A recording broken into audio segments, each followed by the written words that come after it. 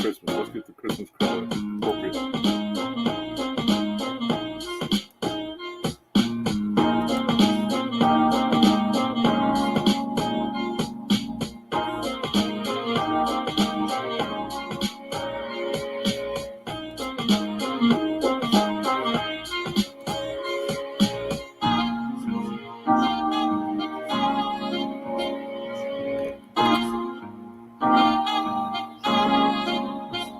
Hey, Renee, thank you. Merry Christmas to you, too. Matito, what's up, cuz? I see you saying hello. Hope you're okay. Hope you're well. All right, that's it. That's it for the music. Let's rock. All right, good evening, y'all. It is Christmas Eve. It is 10:07 p.m. It is the 24th, of course, of December, 2021. It's the very last Christmas Eve of the year, man. Can y'all actually see this? I see Cuzzo. What up, Josh? How you doing, man? Hopefully you enjoyed your birthday not long ago. You know, you turned it up. My cousin's doing a wonderful job. He's got his own business. He's a young entrepreneur out there doing his thing. Many blessings to you and everybody else with the family, all the cuz, everybody else, man. Just stay blessed. It's a special time of the year where all of us feel a little bit more attached than we normally do, which is not a bad thing, you know what I mean? But it is what it is. But as I like to tell everybody, just welcome to the show. This is the new Norm 2.0 with your boy Mo Delgado. Still, as the title says, I'm still the sexiest man in this chair at this moment. So I wish you well, and I welcome you to the show.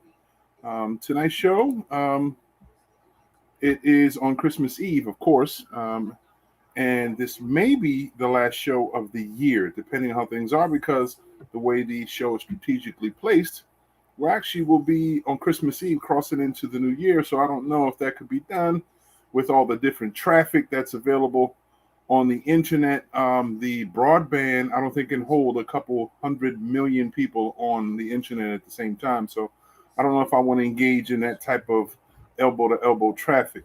So this, as I said before, may be the last show of the year, but I hope it's not going to be the final show, period. So we'll see how we move forward, y'all. The show itself, let's see. We're going to talk a little bit about this and that, as we always do.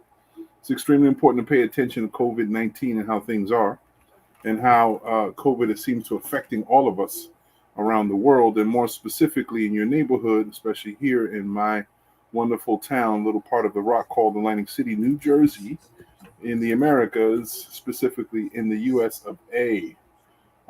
So COVID-19 is extremely important to understand. So let's talk a little bit about what's going on. Lately, the CDC has finally made the approval, actually, U.S. government, through the help of CDC, finally made the approval for Pfizer's pill version of the vaccine. It's still not determined whether it's more leaning towards one vaccine or the other, but we're hoping that it's going to be a little easier taking this one pill and not have to worry about getting shot up and bruised arms and hurt up and beat up. Because I know that's probably been one of the largest claims and complaints that most people seem to have had is it is the pain, the after effects, the symptoms that you get once you get vaccinated. People feverish, sick, sometimes bedridden. It's a horrible feeling right after the fact, and it's one of those type of testaments the way things are going. I really don't know how we're going to continue, but we have to just keep pushing, and we'll try to keep people informed as best way possible. Because the more and more we're informed, the more we're alert, the more we're aware, the more we can make a better decision in our lives. Because ultimately, it's our lives. However, when it comes to this virus, what you do in your life can impact the lives of many others. So we have to make sure that we don't negatively impact anybody's life by our decisions. As we saw in holidays past, and we talked about it on the show, how every time we have a holiday, we have a tendency of wanting to come together, community. We're human beings. We look for the opportunity to come in together as human beings. And Christmas is definitely one of those times where people come together. I just recently came back from my mother as we celebrated Christmas one more time with her. She likes to make the meal, and we enjoy eating the meal. My family just got together, minus my mother-in-law that just recently passed away a month ago. But she's definitely in our spirits, as well as our father-in-law, the veteran, ex-Normie. He was a homie on the show. My father-in-law, who had died some 10 days before she passed away. So, it's been rough as far as the holidays concerned. And of course, the economy itself has not been friendly. Of course, the way things have gone and the way things are developing, it's not always been the most merriest time of the year for all of us. However, I think every moment that we are alive is a good time to celebrate. And because we've lost nearly 1 million people in 2020, or since we have gotten affected by, since the worldwide spread of the virus, nearly 1 million people have passed away. That's virtually 100, 200 million worldwide, if that's, even if that's possible. I really don't even know what the world population is anymore. However, think about all the families that suffer and still lingering on right now, mourning the deaths of their loved ones. Think about all the individuals who may have felt really at blame for the passing of some people because of their contact, may have gotten sick because of what they may have chosen to do, passed on the virus to others, and that virus may have affected, basically taken the life of innocent individuals. There's a lot of people out here who are carriers, man. Some people are asymptomatic and not knowing it. Some people who feel impervious when it comes to the virus itself because they've been vaccinated. They want to feel like they're Superman walking around, dun, dun, dun, I'm Mr. Vaccinated. And all of a sudden you think because you may be free, or at least in your point of view, you're free from catching this virus. You are not. What you are is defended on trying to make any symptoms of this virus be very little. This virus has a tendency of hitting all of us, or has a potential of hitting all of us. There are some people who have gotten some antibodies.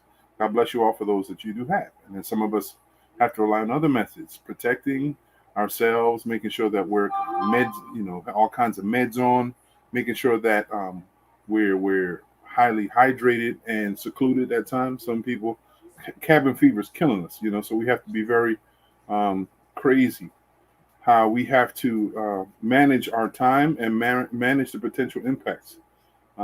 So let's be conscious of how we affect others. COVID-19 increases its reach through Omicron. And I still say the same damn thing. Every time you turn around, there's a variant proving that this was engineered intelligently. God makes everything, of course, no question about that. The creator, it makes all kinds of stuff. But I think man's evil hands have had his evil hands on this situation, and has created something that we have to defend ourselves moving forward. So either which way, unless you have the miracle cure, unless somebody's walking around with the solution to all this situation. We got to do what we can to protect ourselves and everyone that we love.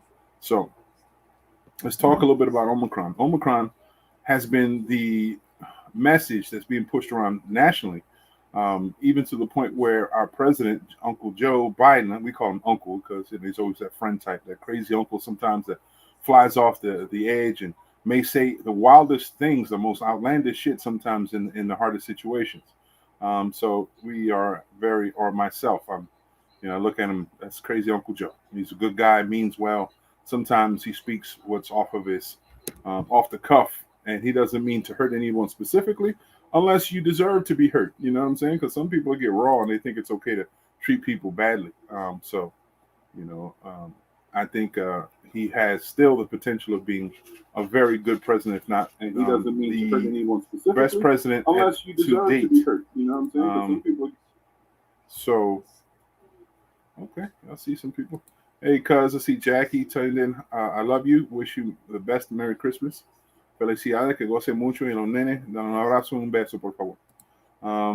So, Renee, you think Joe Biden is too old?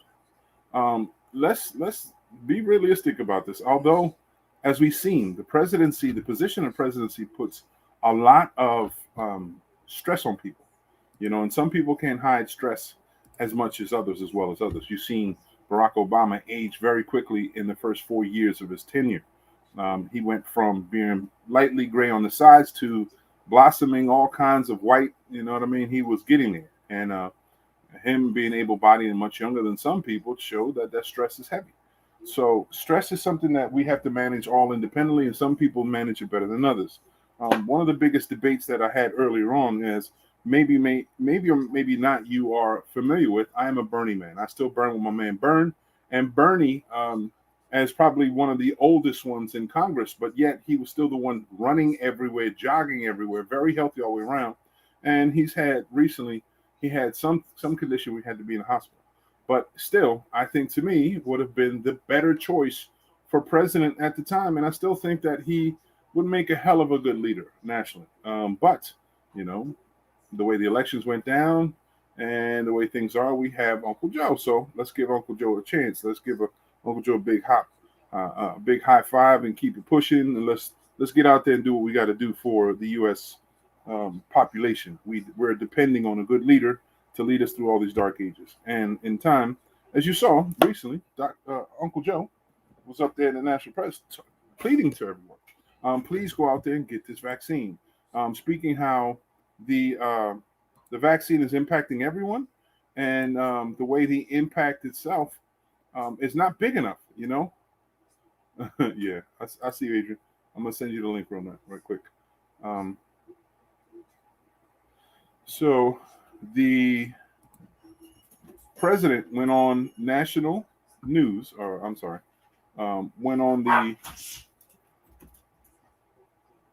he did a public service announcement to try to encourage everyone to go and get vaccinated. There you go, the studio security guard over here acting up. And I found it a concern. I don't know about you, but the concern is with the president's emphasizing so much about this vaccine, how so many people are, and it's getting pushed all over the place. That it's serious. I mean, the virus is very serious. There's no question about that. But are we creating more of a panic situation, something where it causes people to becoming frantic, even more frantic? Are all those situations pushing, is his point of view, pushing people to feel they're pushing people over the edge? I don't know. But it's a concern. And again, heed the word of a leader, heed the word of our parents and our ancestors and elders, and most importantly, pay attention to what history. At one point in time, we've had different viruses that really hit the globe, and it spread out and it damaged us worldwide, and it took many, many lives.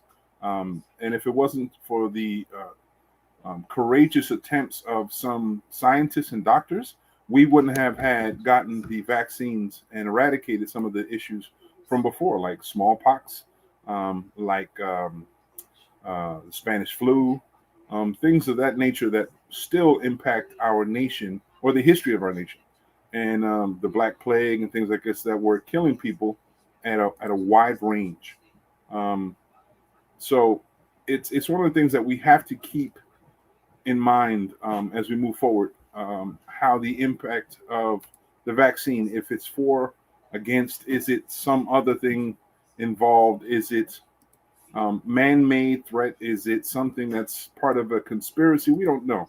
But ultimately, that's what it requires you as an educated person, intellectual person, to make the best decision. Gather as much information. Don't rely on anyone just telling you anything because they look to be in authority, or as we assume, people in authority should be well informed.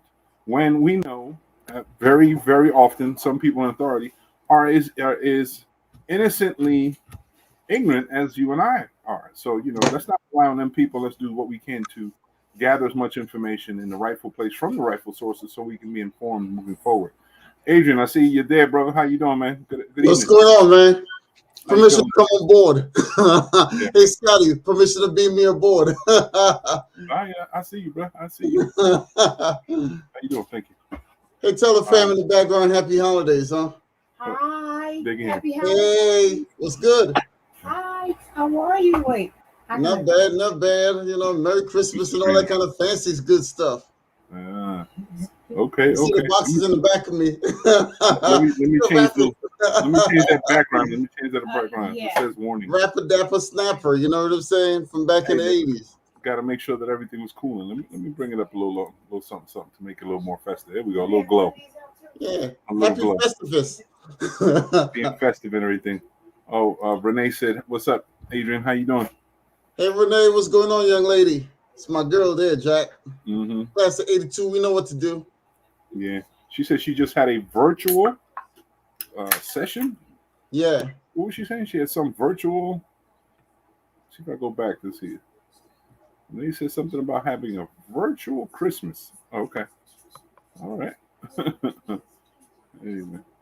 Renee said, I'm cool. Okay. We were just talking, or I was just talking a little bit about how the Omicron seems to be spreading in this virus issue. How we have to or should consider history, and how history suggests that every major virus that took over and killed so many people met some sort of challenge or met its end by science and research and doctors that were doing so on and so forth. So we should look and try to be positive thinking and to assume that this is the place. This is not the conspiracy to kill people for overpopulation issues that some people, and even if it's the case, that's the case, then we're going to get solution. We're going to get a solution for this. Well, as you all know, history repeats itself. It's just in a different form. That's all it really is. Indeed. People who don't know history tend to relive it. Bubonic plague, plague of 1918. Yeah. That's what kicked off the Great Depression back in the day in 1929. Started with 1918. Mm-hmm. It's crazy. I remember some of the history talking about the Black Plague and how it was spread and how songs were created. Ring Around the Rosie, the childhood song, was the story of the Black Plague and how it assumed this is, pocket full of posies. They would put flowers in the pockets of the dead to try to mask the smell. Ashes, they all fall down. How the Black Death was devastating. Yeah. How to try to help eradicate it from spreading or trying to stop it from spreading. They set a flame and fire of everybody who had passed away. And this was basically London was on fire at that time. And this is the only thing they can do at the time to try to get it. So it's pretty cool. I see my man Hank is trying to come on. He's not connected yet. I see he tried to link in. Hank Green is coming on as part of the panel. He's been part of the show before, so he can't see who's new to the show. He's just part of the fam. It's our cousin Hank going to come on as soon as he gets a chance to link on the proper way to do so.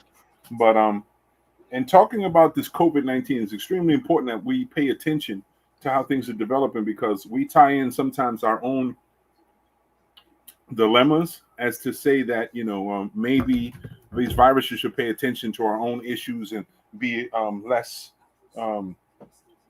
of a pain in the ass to us, when the reality is that one thing has nothing to do with the other. We have to adjust the best way possible. That's it. Adrian, can you see the controls at that time? You see him coming in? Oh no, I'm not seeing anything on this side. No, on the controls. No. Okay. He's trying to link in. He's having problems. Yeah, I sent him a link in our messenger where he's able to just click on and flip up here. Yeah, he's. I don't know why he's not being able to link in. Maybe his device. Maybe his cookies. If you want, hit him up on the messenger. Say erase the cookies and see if he comes on.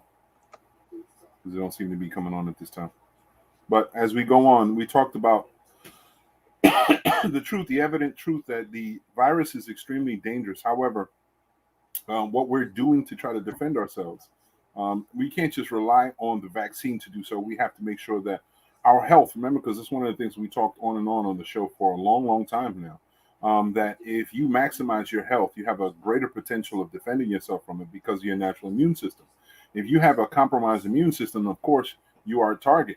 And going around and behaving in not a wise way will put you in a real bad situation. It could put you in a real bad situation. And we've seen this in concerts. We've seen this in summer events. We've seen this in people going on cruises. It's been a walking, as they say, the ceiling petri dish. When you see cruises, people jumping on cruises. And just recently we saw, I think what's the name of the company? I can't remember the large company had three major corporations that are known for cruises, Disney being one. There's which one? Yeah, Disney is one of them. Royal Caribbean, I believe, is another one. Right. Royal Caribbean, if I'm not mistaken, is the one out of Denmark. They have bases in Miami and in Bahamas, but they're out of Denmark. I think they're the ones. Royal Caribbean, if I'm not mistaken, if it's not them, or it's Norwegian Cruises. That's the other. Correct. Norwegian Cruises. If it wasn't, I think it may have been, if one of those two corporations just recently made a public statement saying that they are prepared to open up their doors and the ships are all clean. They have made efforts to make sure that everyone coming on is vaccinated. They're demanding that people are proven to be vaccinated. And they're testing people on a more frequent and random basis to ensure that all the vaccinations are appropriate and everything is clean. They're doing what they can because that's a big business. It's a multi-billion-dollar business, and it doesn't just affect the carriers or the ship itself. Is all the additional ports that depend on these funds that are coming in.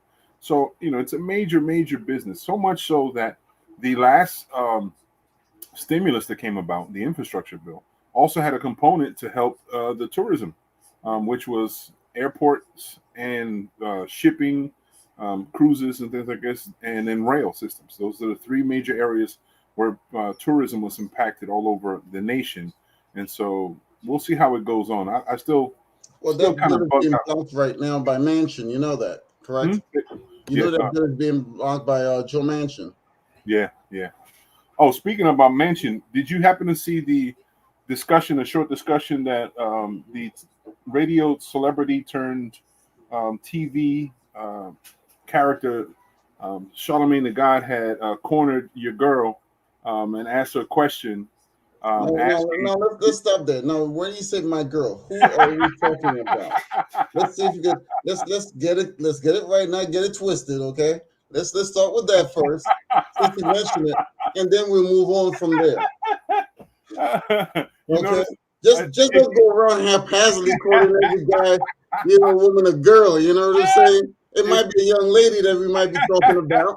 Okay? So, I don't know if you watched it, but it's the same. It's the same demeanor specificity, if you ask me, bro. We're talking about Vice President Kamala Harris. We're just talking about that. Okay, there we go. Now we're talking something else. Let's continue now. That's Madam VP in your case, all right? Madam VP. That's your girl. All right? We don't hang on to the hood like that, all right? No questions. But I find it humorous because that's basically the same demeanor that she had with Charlamagne the God, which is hilarious. But the question was his ass out. No. I mean, she was being stern. It wasn't that type of stuff. It's just people have this condescending need to be placed on a certain level of prestige or certain things, and there's an assumption that once you get in a level, you're equals in this way and that way, or you should be this way. And I think it's just that overwhelming blooming concept that we assume Well, and assumptions go run way both ways. you see, And the in thing that about situation, it, when you've earned your respect, when you've worked hard to polish your record, to earn that respect, when someone just comes off the cuff and start treating you like, any Joe Public off the street, it's time to put that person in check. And that's all it really boils down to. So more than likely, I'm not surprised that she did put his ass in check. You know what I'm saying? If need be. If need be. well, I don't necessarily subscribe to the concepts of respect wise, because you should be respectful as a human being. Well, a lot of people aren't. Human beings should be respectful anyway as we identify one another. Correct. And unless it's done in malice, then no one should be offended by that stuff unless it's done specifically in malice. Yeah. Well, you know what I mean? But some people get so defensive because they figure they deserve this and that. And I'm like, if you've achieved whatever level that you are and you feel good about it, cool. It is not my obligation to celebrate you to do so. However, I'm happy that you were able to do so. Regardless of what level you are. I appreciate whatever you've done, but this is how I felt, because I've dealt with a lot of individuals who had titles, and they've had a lot of pompous bourgeois type of. Yeah, they lead on their titles as a badge of honor, is what you're saying. Well, I'm not even going to say that. They are. You know how they say don't let a title or position describe you. They're not. They don't define you. It should not define you. Where these individuals is clearly their definition. I know exactly what you mean. I've seen so much of that stuff. Many times, and I care to see it. Right. Where they let their positions define themselves, and I'm like, nah, no. You're a human being. I'm gonna treat you respectfully as a human being, but unless I've seen some average jokers that do amazing stuff. To me, earn a lot more respect than people who just have a title and not doing shit with it. Of course. But back what I was saying, bringing back to that discussion when I said about Charlamagne, and in the format that she did, she continued to ride her dialogue, her message. She stayed on brand. You know what I mean? Which definitely stellar. And what I like was in that exchange that they had. Did you see the video? Did you watch the video? Okay, you should watch it. Check it out. Vice President Kamala Harris had basically backed him up, slowed him out in a real, I guess, sensitive format. It was like, wait, nah, I'm not going in, just like you did it with me earlier. That's why I was joking with you. No, we're not having hysterically. It was, I couldn't help but laugh, man, because it was basically saying, nah, I'm not having it. It's like it's coming this way, but at the same time, you're going this way. It's not to bring you back front and center. How he approached her was like, all right, he was like, all right, who is actually the president? Is it Joe Manchin or is it Biden? So, and it wasn't even, like I said, it wasn't a discussion to her. It was a discussion to the president. It was the context of the president. She became defensive of that. Like, I ain't having it. No, he's this way, that's this way. Oh, and let me remind you, I'm that, which I don't think he ever questioned who she was and her importance.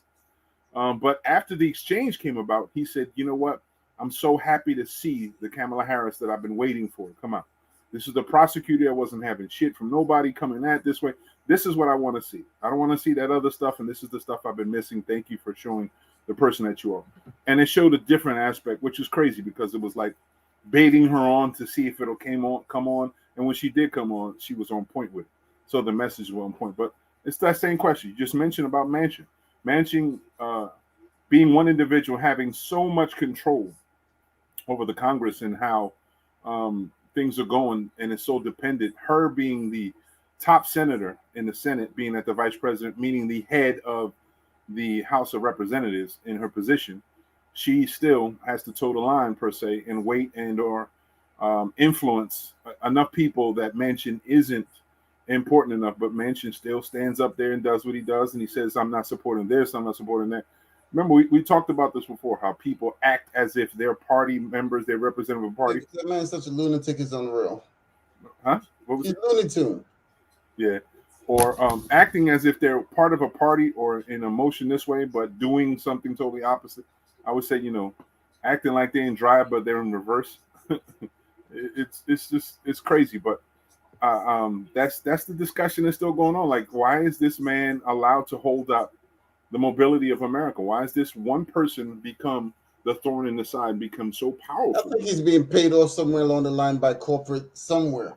I think he has somebody in his side pocket that's whispering sweet nothings into his ear. Hell yeah. I think he's getting a nice He's little getting hookup. he's getting some money, whether it's the oil, whether it's the gas, whether it's the coal. Oh, Somebody's got their hands on his cahoolies. I'm pretty certain the Koch brothers or the Koch brother that's left, Somebody got their hands on him. you know, and all the other bigwigs that may be involved in this whole process are paying him off.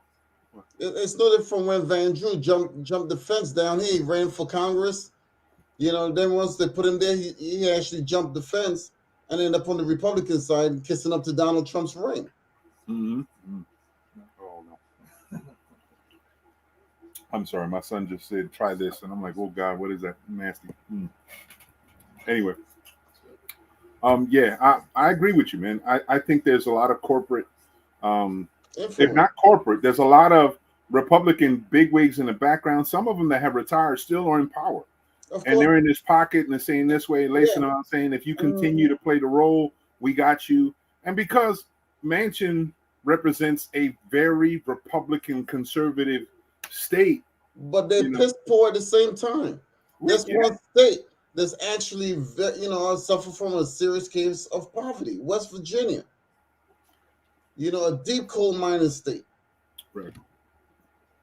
Well, unfortunately, we already know the stats when it comes to West Virginia having the most people. Yeah, west of Virginia, right? Yes. Hello with their point of views. they're definitely off center, but these individuals are kind of special.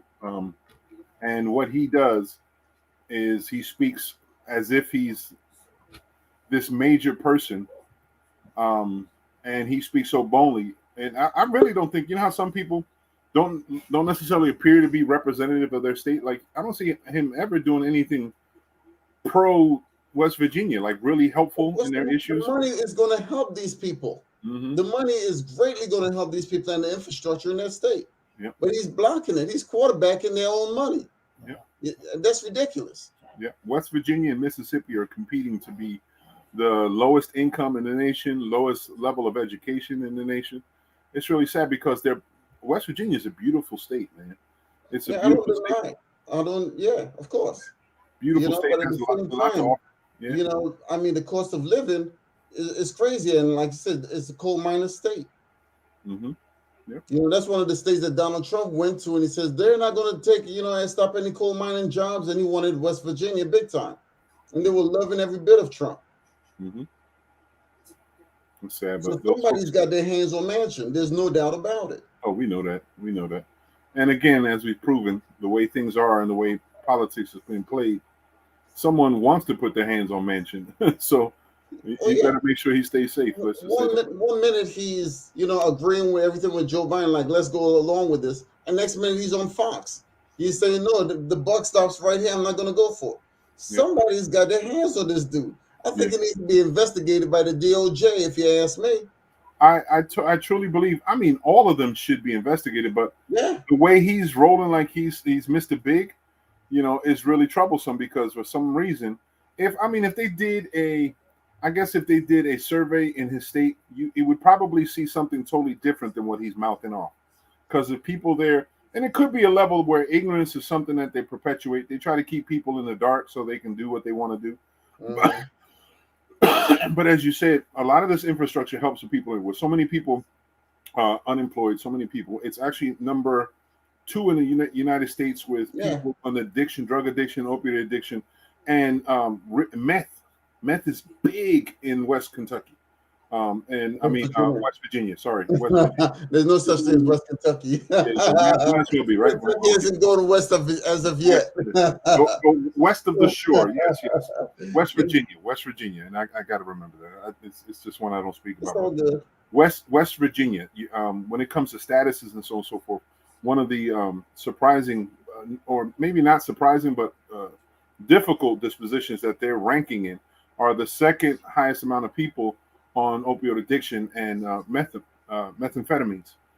and the infrastructure supports anti-drug clinics, rehabs, and stuff like that. And this guy's been holding up. And it's a shame because that state needs more support than a lot of other states when it comes to that. And it's ongoing. Hank's having a problem coming on. I just think where he may be trying to get on might be limited. I don't know. Yeah, I think he told me he was trying to use his cell phone. Yeah, that might be difficult. Some people get a chance to. He might not be able to, but we'll be on until he can link in. Hank, if you hear us, man, keep on trying, bro. We'll be here. We'll be here till at least 12. But as we move on, we'll see how it goes on. But I know there's going to be a lot of influence in the new year. There's going to be a lot of emphasis, and I think there's going to be a collaborative effort to try to bring Manchin into a clearer disposition right now. I know AOC and some of the other modern new age politicians are saying that they're trying to see what they can do to have a dialogue with him to ensure that everyone's on the same page and he may be aware and possibly support some more elements than he has in the past. We don't know, but we'll see how it is. You gotta want a scandal, Mo. That's what you gotta do. Huh? If you don't want a scandal, then he's going to cave in. That's how they do it all the time. Oh, you remember when you did this? Oh, dang, I totally forgot. You know what I'm saying? Then he caves in because somebody's got some drips on him. Man, that's a shame, but that's politics. Yeah. Well, the politics is always somebody dangling something. Yep. Yeah, politics is a dirty sport. We all know that.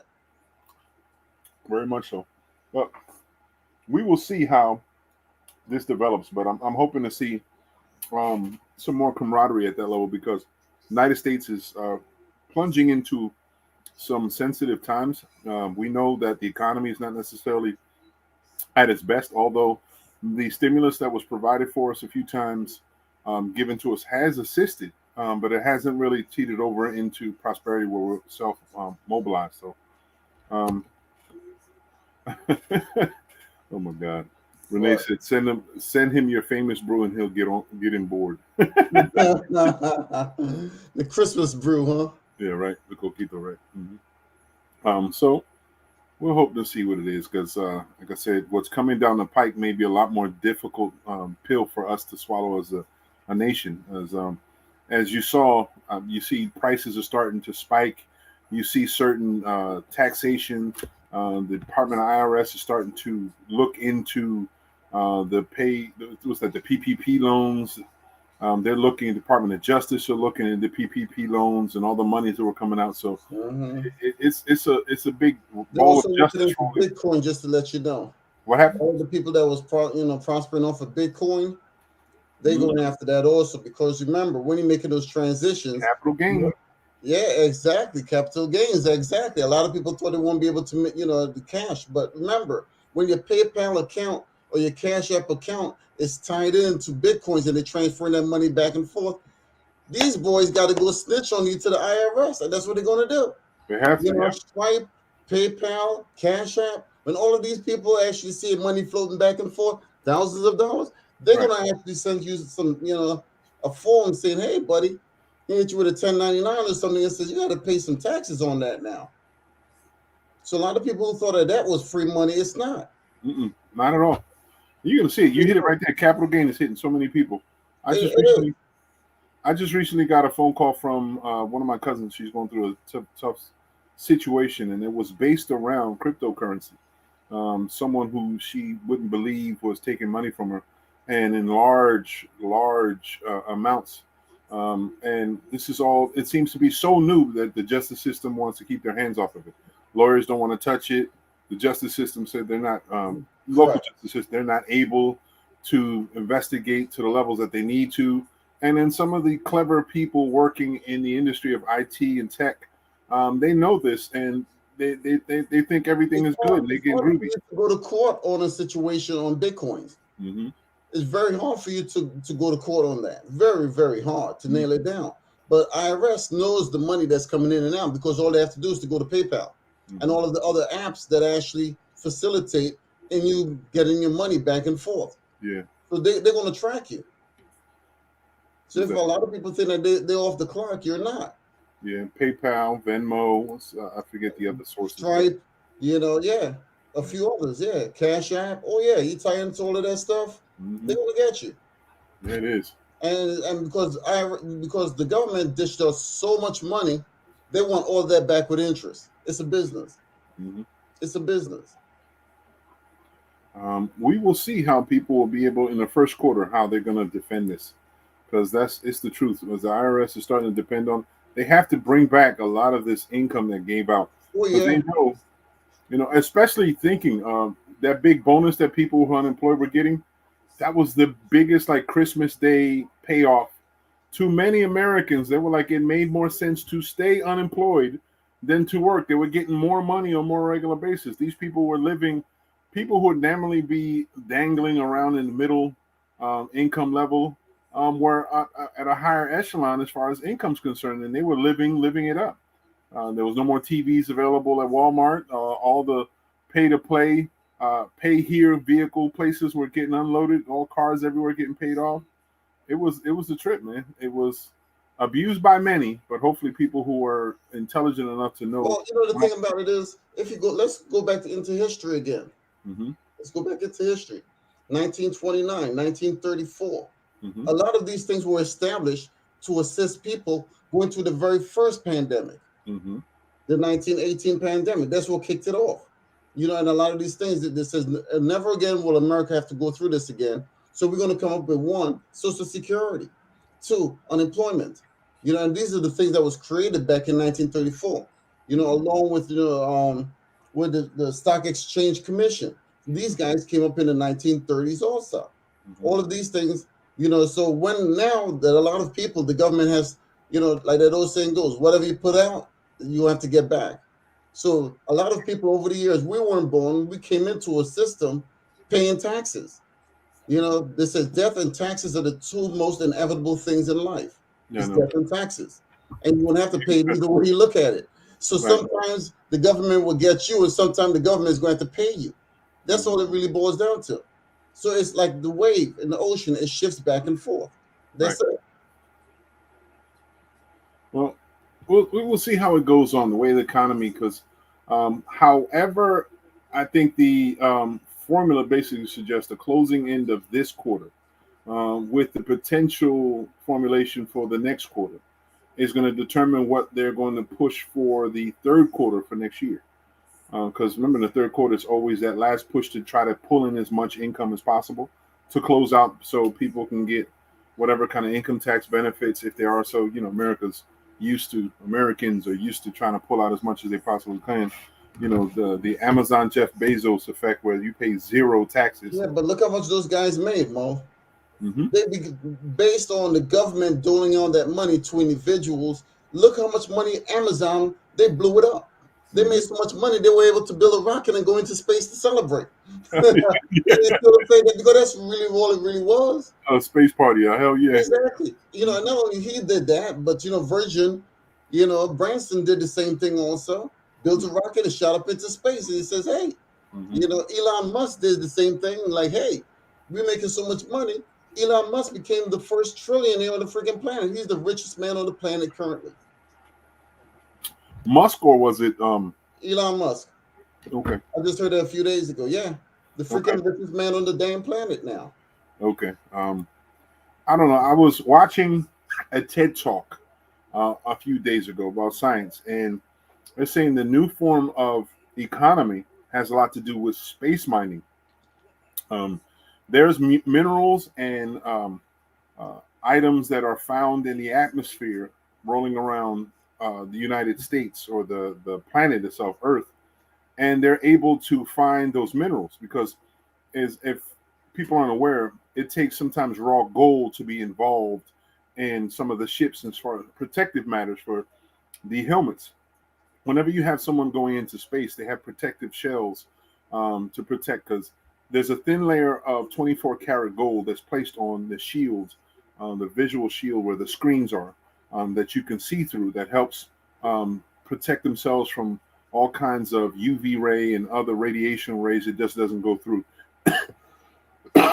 So we have hundreds of millions of tons of space junk revolving around the Earth. And one of the things that they'll be doing was mining some of the minerals and coming back with some of the precious metals that are available at that point in time, in addition to some of the places they've already found some other types of minerals and precious things on other areas, other planets like the moon and in Mars. Which, again, the crazy truth is, when you got rich people trying to go in space, it only makes two reasons. Either they're waiting for the Earth to blow up, so they'll be left in their wealth up somewhere else in space, or there's more money for them to be made outside of this celestial plane. So let's see. Let's see. But let's say good evening to Teresa McNair, Tamika Lewis. Good evening and Merry Christmas to you too. Christmas Eve, right? And happy holidays to everyone. Forgive me. I'm sorry. I don't mean to cough. I just had a spout. But wishing everyone a hello and Merry Christmas Eve. Merry Christmas. Merry Christmas. Merry Christmas to everyone that's on board. And those who don't celebrate Christmas, Merry Festivus. Yeah, festive holiday in whichever way you do, whatever reason to celebrate, happy Kwanzaa to you, right? That kind of good stuff. Yeah, Kwanzaa starts. Basically, some of my people overseas, they pretty much celebrating Christmas in the whole 9 yards now. Mm-hmm. Yep. It's crazy. I don't know what made me thought about this. I was asking a question. I was asked, how do Japanese people celebrate Christmas? And I'm thinking to myself, well, if a lot of them are Shinto and Buddhist, they don't celebrate Christmas. They don't. Exactly. So, we are inclined to believe as Americans that everyone celebrates the same thing. I heard the other question was, I'd love to see how the French celebrate Thanksgiving. What they got thankful for? They didn't. The process of what ended up to be Thanksgiving is something the French wasn't involved. Exactly. That's an American thing with the pilgrims, Exactly. But it's crazy how this holiday seems to trickle over in other territories. Oh yeah, because down the train, I believe they really celebrate, Thanksgiving and stuff. Yeah. I believe so down in the Caribbean and stuff. And where did it really come from? Exactly. What's the origin of it? It's crazy how the marketing of holidays has trickled all over the place, regardless of what. It's crazy. I mean, for the festive part, it's cool. It's all good. It's have fun. For the tradition part, then there's a question, because are you masking your tradition with the American marketing tradition? Because that's what it is. Most of the time, it's just marketing. Half of the reasons why these holidays don't necessarily exist anymore. You know what I mean? There's other purposes and reasons.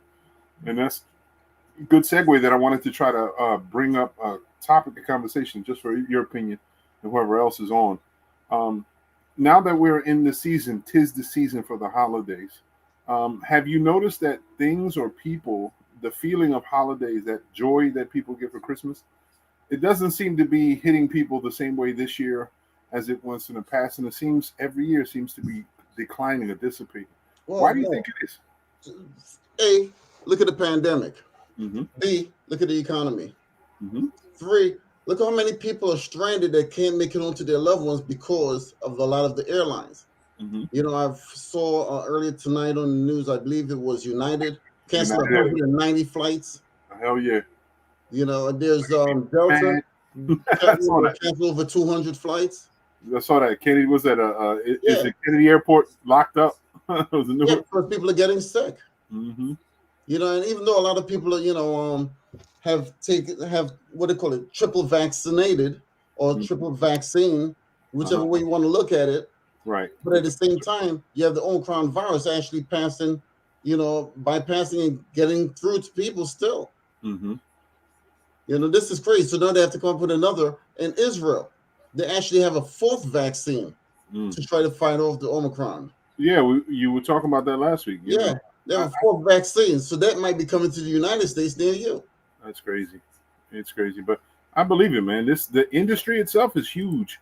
And the potential, money-making potential far surpasses our understanding these days. And they're jumping on it any which way they can. You mentioned something that of relevance. Because you mentioned earlier, there's a great possibility that this thing might be, it's man-made in a way. It's coming up out of different, sectors of the planet. Mm-hmm. And I don't know if the poor countries are trying to bankrupt all of the richer countries via, this type of, virus. It's crazy. Mm-hmm. Because it sounds like the Transformers, Omicron. he's the new Transformer. You know what I'm saying? You remember Transformers back in the day? Yeah, the latest member is Omicron. You know what I'm saying? and that makes sense. If we're gonna look symbolism and shit, that is the Omicron now is just like a transformer. It is transforming our world. Transforming our world. That's very, very true. I was considering how, with all the effects, we know the truth. I mean, not everybody's having a coochie crunch kind of year. We understand economy and all that stuff. Some people get affected with the economy. Some people, they don't give two shits about the economy because they live at such a low level anyway. But there's people on the planet that don't get affected to this level because I think spiritually, metaphysically, they're so in touch with the most basic primitive need that they don't look at these things and don't let it affect them. Because you see people, I've seen people who are so innately happy. They're beautiful individuals because they're just happy individuals. And not much they will allow into their body to hold them down, not into their minds, into their space to bring them down. They're very, very light tempered individuals, very cool and calm, and they're just beautiful individuals. I see quite a few of them, and those are the people who help sometimes become the barometer of sometimes to measure our cool and how we need to chill when it comes to the world. But when this holiday season, it's like, I don't know if I'm not one inclined to believe that all this stuff that's going on is negative should weigh as heavy as it does to make us sour during these holiday times. Because what are the reasons why we celebrate? Is it because of our finances, our wealth? I don't think so. I think it has to do more so with loving one another. I mean, if we lose somebody, like Renee had said, she passed the 22nd of this month in 2006. It's definitely something that you feel that loss, that void. You understand when you lose people, you don't feel as festive. But I don't think the economy plays as much of a big role as it is to average people. You know what I mean? It's real. It imposes its will on us all. But I'm just trying. I'm just really considering what it is. Because people don't seem to want to be festive. They look for reasons, and the smallest reason sometimes could be just enough that they're not, as when they say being thankful or festive, the joy. I take pleasure in small things sometimes, man. And I don't need the big things in life, although they'd be nice. You know what I mean? But I guess it drives a person's personal appetite for joy depends on them. So whatever makes them happy. But I'm just thinking as far as the season, it's not even. I'm not. I was in a store. I understand where you're coming from. Mm-hmm. Both you and I have lost people that we really cared for this year. Mm-hmm. So I get it. And that's the reason why you're feeling in such a somber mood, and so am I. Same thing, because like it says, I've lost, my best friend, and my brother-in-law. Mm-hmm. See what I'm saying? So, a lot of us are going to feel that way. Mm-hmm. Not much of a festive move, and it's understandable because we're still thinking, of these people. So at the same time, the grieving process. There's no timeline to a grieving process. Mm-hmm. That's one thing you got to understand. There's no timeline. It's not like, oh yeah, this person passed away 4 months ago. So I should be over it by now. No, it just doesn't work that way. So a lot of people, who have lost loved ones, this year, are going to feel this way. Mm-hmm. And like it says, the economy, yes, it does have a great part to play in our lives, simply because when you go to the store, your money's not going to get you as much as it used to at one time. You have to remember this. Everything is going up. Your credit card bill is going to be going up, because they're getting ready to raise the interest rate. So that means your car payment is going to go up, your mortgage is going to go up, and everything freaking else is going to go up. But the only thing that's not going up is your damn paycheck, because they want to keep you on that level to keep you coming back to work on a regular basis. Mm-hmm. That's not going to go up like it should. Keeping in step with the cost of living. Just recently Biden says, oh yeah, we're going to raise the wages in the military, so now everybody's getting $15 an hour. Well, shit, it should be $20 an hour right about now. To hell with the 15. The 15 is barely making it. That's to be true. making it, you got to pay in excess of 20 or more. Go try buy some meat. Go try buy some bread. Go buy some eggs. You will find out what this economy is all about. Well, you know what? Before we go on, I'd like to welcome Hank Green. Hank, how you doing, brother? You finally found the plug, huh? Man, I was in there. I was doing all kind of mess trying to get. Slipping into darkness, man. I'm seeing you in the background. He's slipping into darkness like the song, bro. I was wondering that I bought the He's light. slipping into darkness. I don't know, man. You look like if you. that backlight got you going on, but I can't see you front. There you go. I just Dark Vader or something. You know what I'm saying? The image, right? You start breathing like you got asthma. You know what's up. Okay, hold up. There you go. Now you're all right. Yeah. Hold up. All right, get it together, my brother. You slipped into darkness again. You still on it? Yep. Ain't nothing different. Go. Ain't nothing different. That should be in front of you, not behind you. Like. Yeah, exactly. Okay. Maybe that's what the whole deal is right there. Man, you got too many wires that you're hanging out with, man. Too many cables, Hank. Wow. Renee, who the hell got 143 items at Family Dollar? Oh, Lord. That's what I'm saying.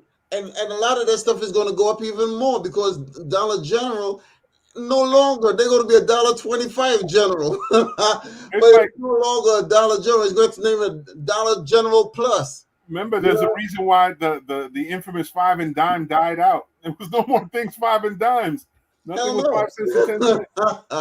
Hell no, you can't find crap for a 5 or dime these days, to tell you the truth. Yeah.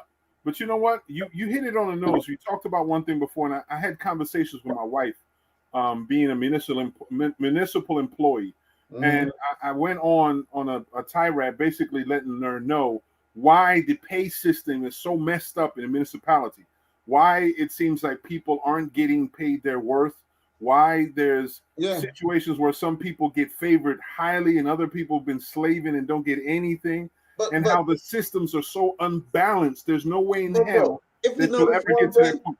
Every time somebody runs for office in a high position, as soon as they get there, they give themselves a raise. Hey, am I the only one that's noticing that? Everywhere you go, the first thing they do is to give themselves a raise, like if they wasn't making enough already.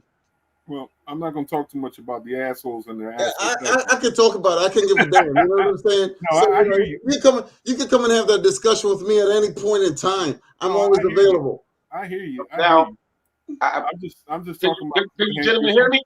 Yeah. Well, from working in a whole spectrum as an employee of the city and seeing the structure and how it works, is really geared against the employee, especially the Black employee.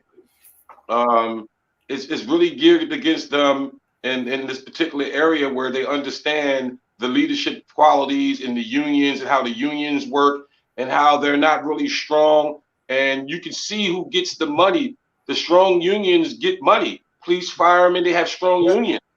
They're able to take advantage of the laws and the rules of the laws, and they have people fighting for them with knowledge and energy to try to make sure that they get, what they're worth or whatever they can get. If they can get more and they're not even worth it, they got people fighting for them to try to do those things. Inside in the lower class unions, where you have the real politics going on, and it's about a selfless type of mentality. So if you're the president, or if you're somebody that's on the board, and those guys are usually given promotions and different things, where they're not really working to elevate everyone's salary.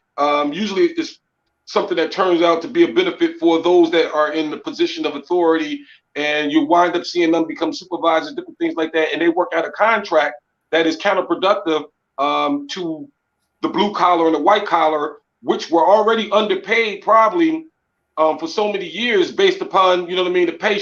We don't have like a state pay system where they got levels where each year they get they move up from this level to this level through time and things like that, or through certain jobs. If you're a skilled worker, if you're a carpenter or a plumber or an HVAC person, you're getting paid based upon those particular skills. And this city is so messed up where you're a laborer and you're just being paid a laborer's pay, but yet you are actually doing a carpenter's salary or you're doing a plumber's salary. And they've been taking advantage of individuals not knowing how to utilize civil service and fight the system to make sure our system where we can grow and people are getting paid a cost of living every year.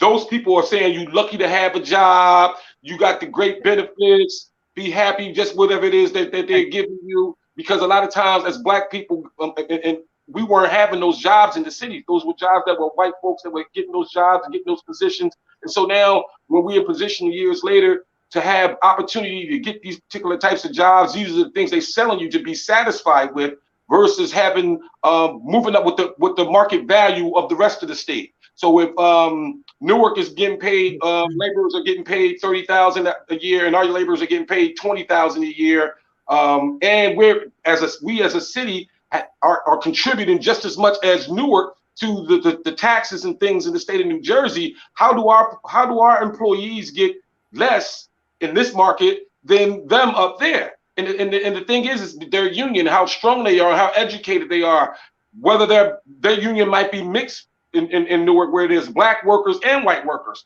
Our union might be consist of majority Black workers where it's easy to take it, like our children. It's easy to take advantage and do things to our children and give them this or that, whatever it is, because they are Black children, because they're Black folks that it's a majority of, and they don't know what's going on with them. It's easy to take advantage of them, and no one's really going to stand up, fight for them. And the people each year that we usually, as we go on time, the people that are in political positions are not really fighting for those positions because they're in a no-win situation, usually trying to stand up for them, but no one usually does and point those particular things out and try to change those things over the years. They just go with the flow because that's where the city saved their money at. Really, that money, it could be so much more money going in that particular direction, but they really, over the years, saved so much money off the backs and really giving it out in other places where raises and different things like that should have been going to workers and things like that over the years. You got people who've have the same salary for 10 and 15 years, and their salary has never changed. Hank, you know what I mean? That's amazing. How could you be doing a job for 15 years, and now you got people coming in, just starting to work and getting a job, doing the same thing or something close to what you're doing, and they're making 2 times the amount you're making, and you've been working 15 years. Hey, Hank, can you hear us? Yes, you can't hear me? Yeah, I can hear you. I wanted to give you a breather because you wasn't breathing, bro. Yeah. Okay. That's the first thing. Breather, man. And that's a whole lot of information. Exactly. Inhale. Whole lot of information that people may not be aware of what you're talking about. Yeah. All right. Let's back up. Let's back up and give it digestible little bites here and there. I know you in the fight have been in the fight forever. I understand. I know you're fighting. But let's make it digestible so the people who may not be aware may know what's going on.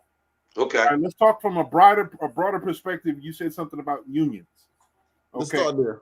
Right. Let's talk about that. Okay. I think, in my opinion, unions in labor is essential. But what I see too often is people forgot how to do union business. They don't know the power of a union. They don't know the stretch of potential that a union can have if it's unified. And I think sometimes people are manipulated from outside the union to manipulate the union inside by favors, gifts, hookups, and so on and so forth. So that's just one aspect that I think on a broad span that I think people can understand in every union, because I've heard this in the dealers union. I've heard this local 54, which is hotel employees, restaurant employees, unions, national union laborers, labor union wise, the IBW, the bricklayers union. I've heard situations like that where sometimes the power of the union is not fully flexed for the benefit of its entirety, the membership. It's only flexed for a certain few. And it's really sad because it makes it hard for people to move forward. But Adrian, you were saying something? No. Like you said, with the unions, and Hank, hit the nail on the head. You have powerful unions, and you have some unions that are not powerful whatsoever. Right. So then, but at the same token, my observation was that anytime people get into positions of powers, they actually give themselves a raise, and it doesn't trickle down like it actually should. Right. A lot of these people that are actually running for office, they seem to forget, and I've always mentioned this, that they're a public servant. But a lot of them are not really serving the public other than serving themselves. And that's the problem there. And the unions is a reflection of society in our community. We don't understand the power of unity collectively if we're on the same page, and the things that we could do and make happen if we're collective and we're united as a community. You can make anything move. You know what I mean? It doesn't matter. We can make anything move if we was united in that way with that same power as a union. As like when I was in the union, I was like, man, we have this power, and they're only not listening because we can't galvanize everyone else to do their part. Right. And try to, you know what I mean? And just, and your part might be, you might not be a voice, but you might just need to be there. And the strong unions have people, when they say, we need you there, you know, the people, they show up. You know what I mean? And be present. And so in our community, it's the same thing with issues and concerns. You have to be present. You know what I mean? You really have to be present. But you have to remember something, Hank. I was just getting ready to say the same thing. Reaganomics. Because back in the Reagan era, you know, you guys may have been young. I'm one of the older guys on this show, this panel here. And Reagan and a lot of the Republicans were out to bust up the unions. That's what they made up. They targeted the unions in the 80s. They want to break up. And that's the reason why you have such a problem now with labor. You know, a lot of the jobs are retail in the retail sectors. You know, and then they're trying to get, you know, the shipping crisis under control. But at the same time, those are all union positions. Yeah. But they were targeting to break up a lot of the unions in the 80s. And this is, Ross Perot preached on it many years ago. This is the ramification and the kickback from what they have done in the previous years. And that's what it is. Let me ask you a question. Do you think that the way the economy is, because our economy is more so a service-oriented than we were at one point, a manufacturers-oriented. Correct, because when we were manufacturers, labor unions or unions themselves were way more powerful. And but you know something, Mo? Go ahead. Speak about the NAFTA, the NAFTA free trade agreement. Once that NAFTA was put into place, a lot of jobs went overseas. That was the exporting of a lot of jobs. They went out to Mexico. The ones from Canada came to the United States. The one from the United States, you know, like some of the typewriter companies, they went to Mexico. Right. And then they started paying the people in Mexico next to nothing. And they don't have unions down in Mexico. So, you know, and then they ship back the goods across here without paying any duty, any taxes. Yeah. And then mark it back up again, and that's how they were making their money.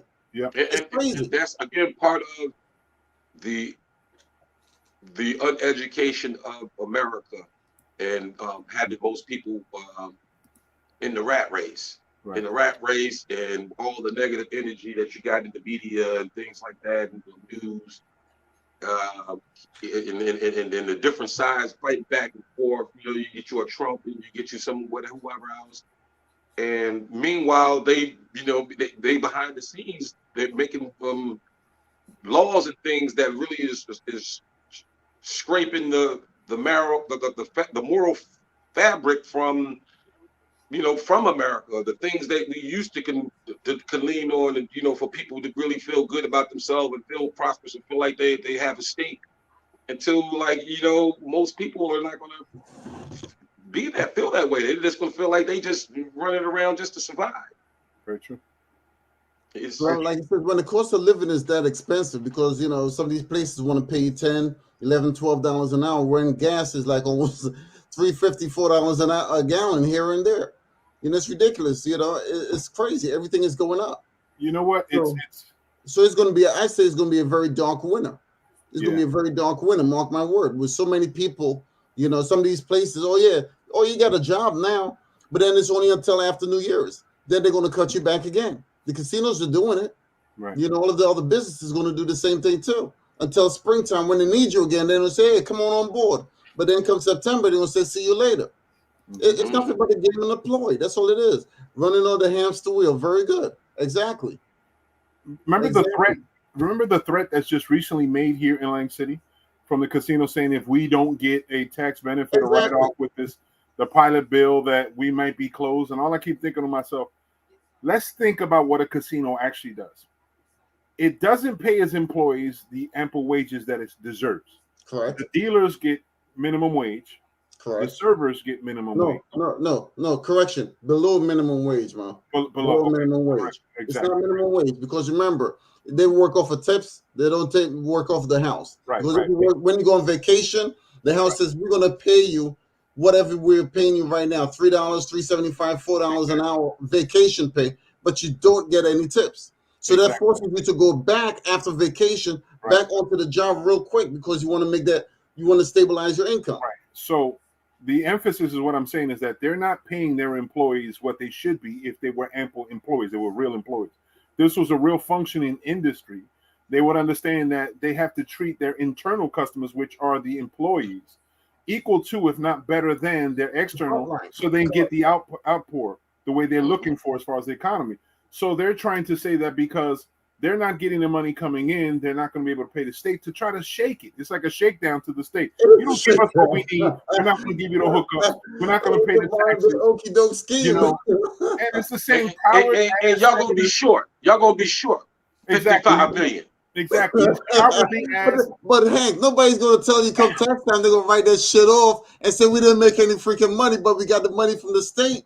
But check this out. Now, I want listen to this. Thinking of how the situation is, right? Y'all know specifically, if anybody's paying attention, we're a lot garnered in Atlantic City and New Jersey.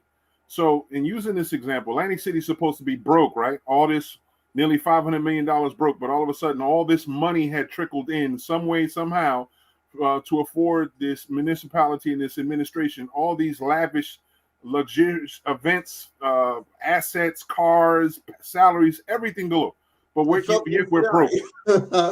but yet we're broke, right? And then you have this state where this governor seems to be shoveling money all over the place to ensure that his constituents will vote for him into his office.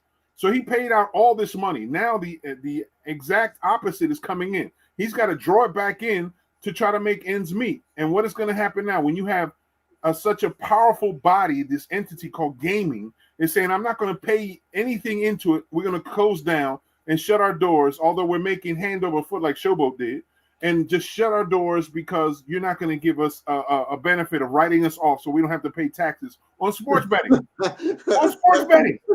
But you have to remember, what is the product? What is the product of the casino business? And I've been in it. I'm one of the youngest. I worked the first 24 hours. If anybody knows that business, it's moi. You know, and the bottom line is the product line is money.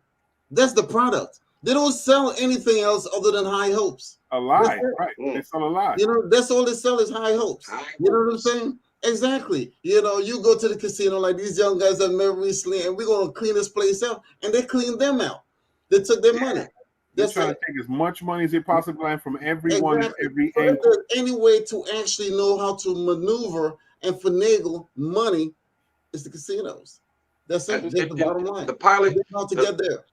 The thing about that the pilot is it was already said. They didn't have to make no amendments to where they was at. The thing about it was they was going to have to, because they were making additional money from the internet gambling, and the sports betting, that they would have to give us some additional money on top of the money that we already had a deal where he was already giving us a certain amount of money.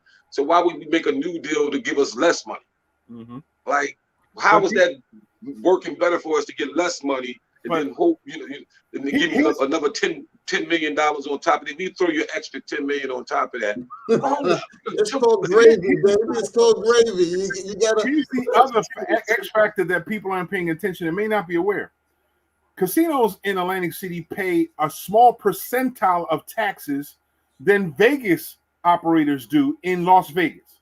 Las Vegas pays nearly 46%. Right. Hey Mo, but let me give you a little something also. Keep that thought. Continue, because I got something good to drop on you. 40%. They pay 46% tax over there in Vegas. They're part of this whole Nevada partnership. They invest a big percentage on partners and so on and so forth. That's why they're able to develop off-site revenue or off-site businesses like the restaurants and the amusement affairs, because they invest into that area. Atlantic City doesn't do that. We created these superficial concepts called the CRDA, superficial concepts like the Visitors and Sports Gaming Authority, all these authorities that are supposed to help support the industry and everyone around the industry that supports in this whole concept, including housing, all these things are supposed to be included, and they're not. All they're doing is funneling it for their friends and their hookups, and they don't trickle back where it needs to. But the casino taxes pay less than 3%. Their taxes are so low.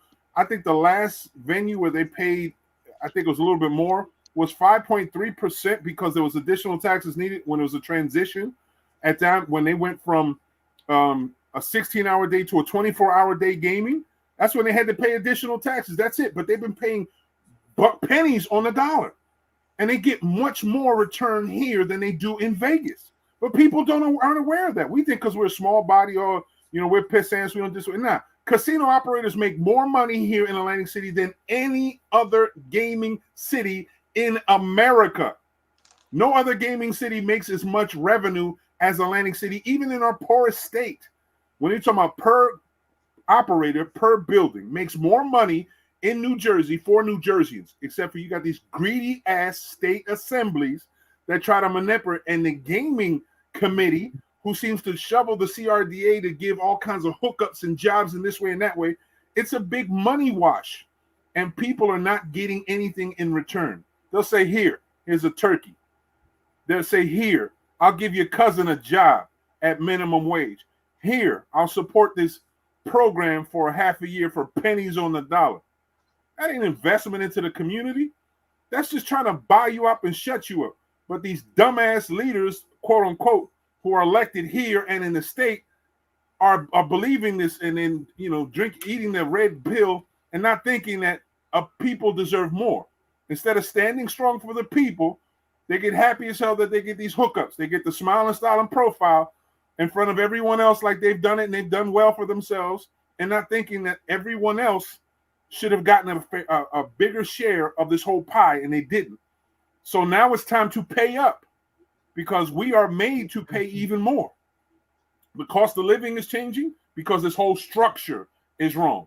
The national cost of living is a little higher than the cost of living in a local area here because of the way economy. If the economy is manipulated by gaming being the majority and everyone else is, our formulas are already messed up as it is. So when you say our gaming revenue affords people an opportunity to get entry level, housing wise, people can't afford to live here in Atlantic City based on entry level or mid-level pay here in Atlantic City. It's impossible. It is impossible, preposterous. But people don't understand the formula. And because Republican economics or greedy ass economics has changed the formula, that new form of math confuses people consistently. And as long as there's a new form of math and people don't pay attention and read, then you got these fools and these charlatans in these positions lying, and thievery is taking place, and people are left with nothing but doubt and frustration. But I'm off my soapbox. Go ahead, you see, the thing about it is also that also because Mississippi, when they decided to actually get casino gambling down there, the first thing they did, they said, let's take a road trip. Where are we going? To Atlantic City to actually learn from the mistakes that was made in Atlantic City so it would not happen down in Mississippi. That's the first thing all of those politicians did. They took a bus trip all the way up here to learn from what's going on up here.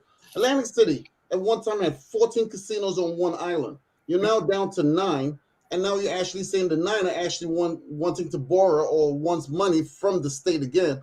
When they receive this money from the state, the taxes are going to go up, folks. Your property tax is going to go up. I know. I specialize in foreclosures. There's no doubt about it. Once it goes into your mortgage, a lot of people are like, hey, it's not going to bother me. Yes, it is going to bother you. It is going to bother you. So significantly, it's going to bother you. Mm-hmm. Because once you see that your mortgage went up, and the first thing your loan company actually says, Bank of America is like, hey, your property taxes just went up. Well, what did I have to do with that? Yeah, well, you wasn't paying attention. Now you have to pay attention. Starting at the new year, your mortgage is going to be X number of dollars higher than what it was before. Because look at what happened to the Revel. That should have been a learning experience, but apparently it wasn't. Because the Revel was actually built. They ran out of money. They went to the state, got more money. They fixed up the street, fixed up the beaches, and the whole 9 yards. They took that money, went bankrupt, purchased out of the bankruptcy again and actually sold it to another company and then changed the name, and now they're coming back again asking for more money again. What's wrong with that? What's wrong with that matrix? I don't know. There's something deeply disturbing about that. And then There's at the end of the day, are they going to really pay that money back with Hell no. interest? Whereas people could actually get a tax. We passed it now. We don't know where that money is. We don't know where that money's at. Yeah, exactly. The thing about this, because a lot of these companies are corporations, the money doesn't have to stay in the city. It goes out of here. That's what a lot of people have to remember. Because remember, you got Caesars in Vegas. You got all of the MGM in Vegas. The money's not going to stay here. It's going to go out of here, through another channel. It comes in through the front and goes out through the back. What about this project, this Odin project that's going on Pacific Avenue, Creta, just okay, I guess, for them to get this land for $1 at the old John Brooks. Did you hear about that? I knew when it went on sale, and I know who was looking at it. Odin's getting it for $1, and they're supposed to be making some upscale apartments out of it. Shit, because let me just tell you, the mayor was seen on the day that it was made public walk and show this property to the business partner of a radio personality that he seems to go back and forth with, likes to go visit and go puts his hands out there like he's a celebrity. And he goes there, and it was his business partner that was brought here to Lang City to go see that property. So they were aware of it, and CRDA, as long as I can put my hands on it somehow, some way, which is run by what? State senators and the state gaming authority and the people who are involved in gaming over the Committee of Gaming and Tourism. Those are the people over top of CRDA that's helping fund all this stuff that also have involvement in what? Hotels and short-term rentals, which are Airbnbs. So all this stuff is mixed in. And they're talking about trying to get high-level apartments. People can't afford to live here at low levels. How the hell you think they want that billionaire row in New York? You got billionaire row that are half empty. They can't afford to live in it. Who the hell they think they're going to bring into the city? It ain't popping like that. Resources ain't gold. Our streets ain't perfect. So you don't imagine these people going to come in? That's a bold-ass lie. We have been prostituted. We have been treated like the bottom hoe. And people think all the time because development is good, it's going to be good. Hell no, not every development is good. It's like old school. Not every dollar is good. Not every opportunity that you think is an opportunity truly is one. It may be an opportunity for someone else, but not you. If we look at it, there's business, there is collaborative business agreements, CBAs that can be had. If it's something in the forefront, you can have a meeting or a roundtable public discussion with the community about what should be developed here. It's not happening.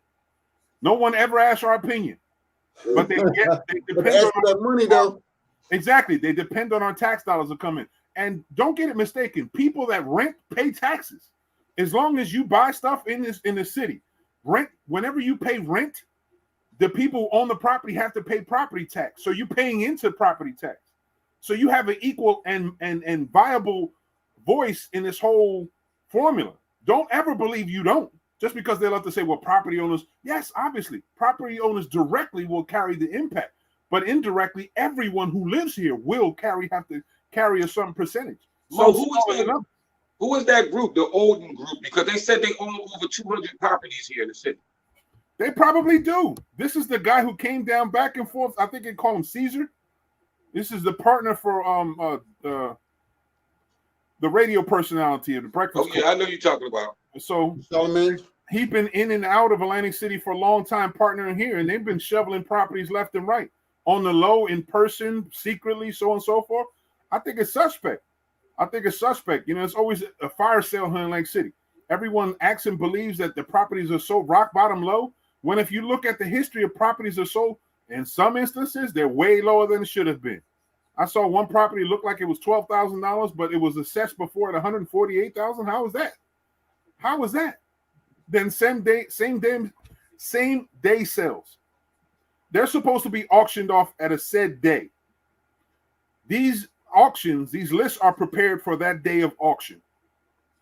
Why is it that some of these properties seem to have vanished on the same day they're supposed to be sold, meaning they're no longer on that list to be sold, and then they appear to be sold anyway on that same day as if they were sold in an auction, but there's no record of them actually being auctioned off. But because the law states that you have to make it available for the general public, and as long as you found that, they don't even talk about in the law having to be auctioned with proof that it was auctioned off in order to be considered. What department does that go through? The Housing and Urban Development,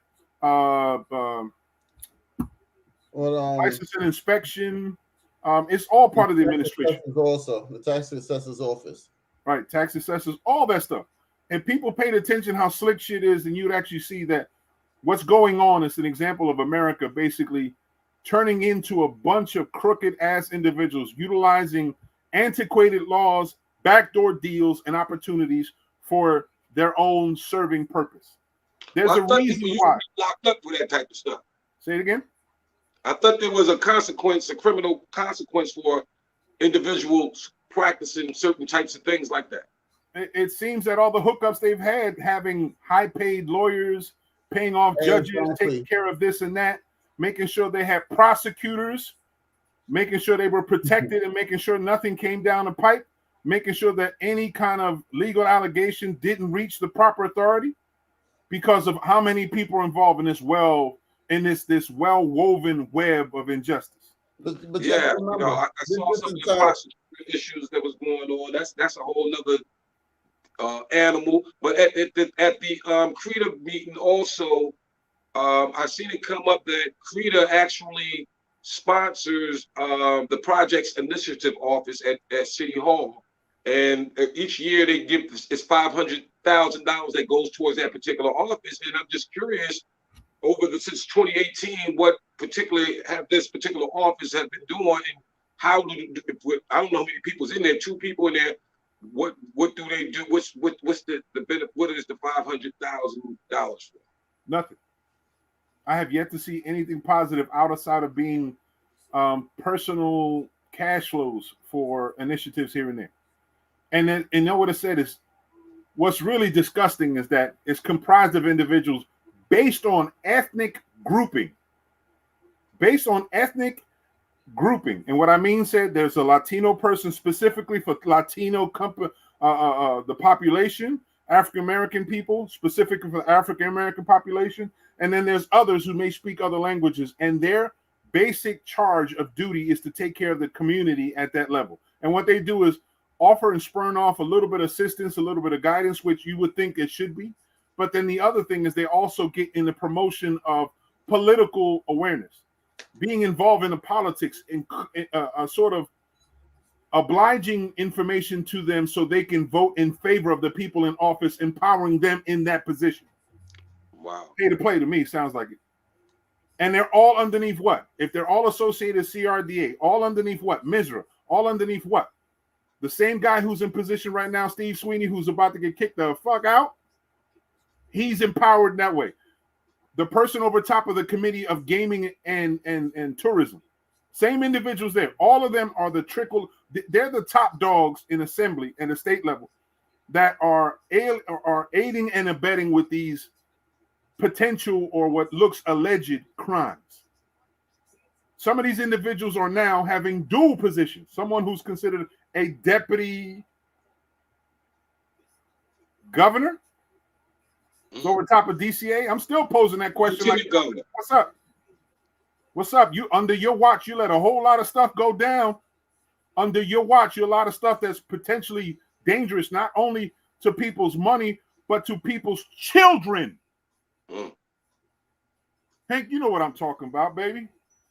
Absolutely. You know I commend you guys. We'll just keep moving forward on that the best you can. That's right. On your way out. Be able to slip that up in there. So we need to keep on making folks aware and keep our eye. I was going to talk about, because Councilman Moshe, and he was talking about Texas Avenue, the situation at Texas Avenue. I was trying to find more information out on that. Because who knows? No one knows what's going on. Again. Another allegation of a young child getting raped.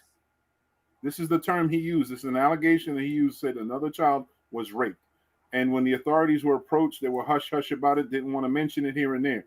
Is it the same old when it comes to this Board of Education and the way things are? Is it? Did it actually happen? Did it? Or is this another case of the same old that we should be fighting against? And people are being quiet as hell. Why? Because it doesn't affect your community. If the child is an African-American child, will the African-American community stand up to support this young child and the injustices brought upon her? Or is it because she may be an immigrant child that you feel that the immigrant population and those in leadership position should be voicing their opinion more loudly than they have been? It could be a combination of all things. Either way is any child touched is every child touched, in my opinion. And any all of our child is our responsibility. children. Doesn't matter, like, exactly, because it could be easily your child. Exactly. And we need to look at it and treat every child like they are our child. Because it's disgusting, man. And it's an overgoing fight. And I don't mean to get on that soapbox again, but I'm very sensitive about that situation. And I get pissed off because we have leaders who want to say they're leaders but never want to stick out their necks in danger or fear of something happen. And then we have some people who are just quiet, who've been stifled, who've been beat on and beat to death because of them fighting valiantly alone, it seems, and no one wants to hear. And this is the complicit nature of our communities these days. We got lots of complaints, but nobody want to complain to the right people. And we know we play in the window Wanda, complaining about all kinds of shit is wrong, but we never do nothing vital to be helpful. When it's time to vote, people ain't voting. Y'all check the last list of how many people voted? What the hell's wrong with y'all? Don't complain about politics if you're not getting involved. We talk about our kids not being educated, not getting jobs. When's the last time you checked their grades? When's the last time you helped them with the homework? When's the last time that you ensured that the curriculum in school was up to par? When's the last time you did all that? When's the last time you go to a board education meetings listening? When's the last time you go to a PAT? When's the last time you went to the child's school to see and talk with the teachers, find out, build a relationship with them?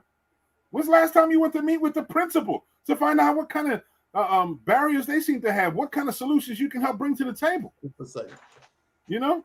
When's the last time you went to a church not just to sit up there and pay tithes and to unify the people to start moving some actions and doing some things properly? When? And that's what the predators, those folks who over everything, understand the nature and the apathy of our community and how it's like that, and that people are in that status and they're using that to their advantage. You know what I mean? To do what they're doing and not have no pushback. Yep. Because we never push back. We figured, well, they ain't gonna do nothing. Right. And I say this jokingly because I call it the Obama effect. It's not in context with it, but it's back because when Barack was running for office, his campaign didn't feel it was necessary to invest dollars in marketing in Black communities because they already assumed that Black communities were going to be supportive anyway.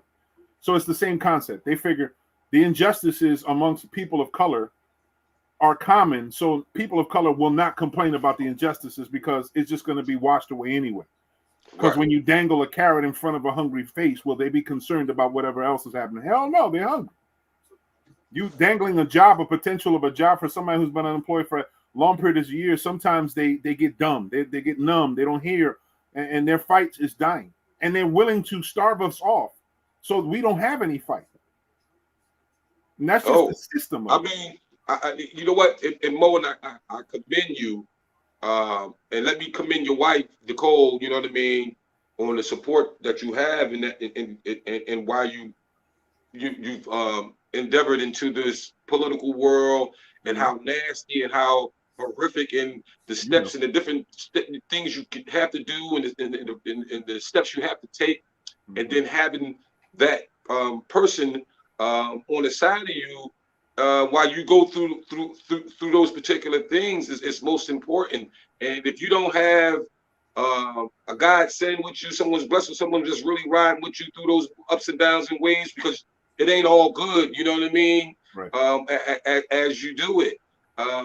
But I really have Trinity, I really have the utmost respect for her and who she is as a mom and a wife and how she's rock with you. You know what I'm saying? Through and through these times. You're blessed, and I love it.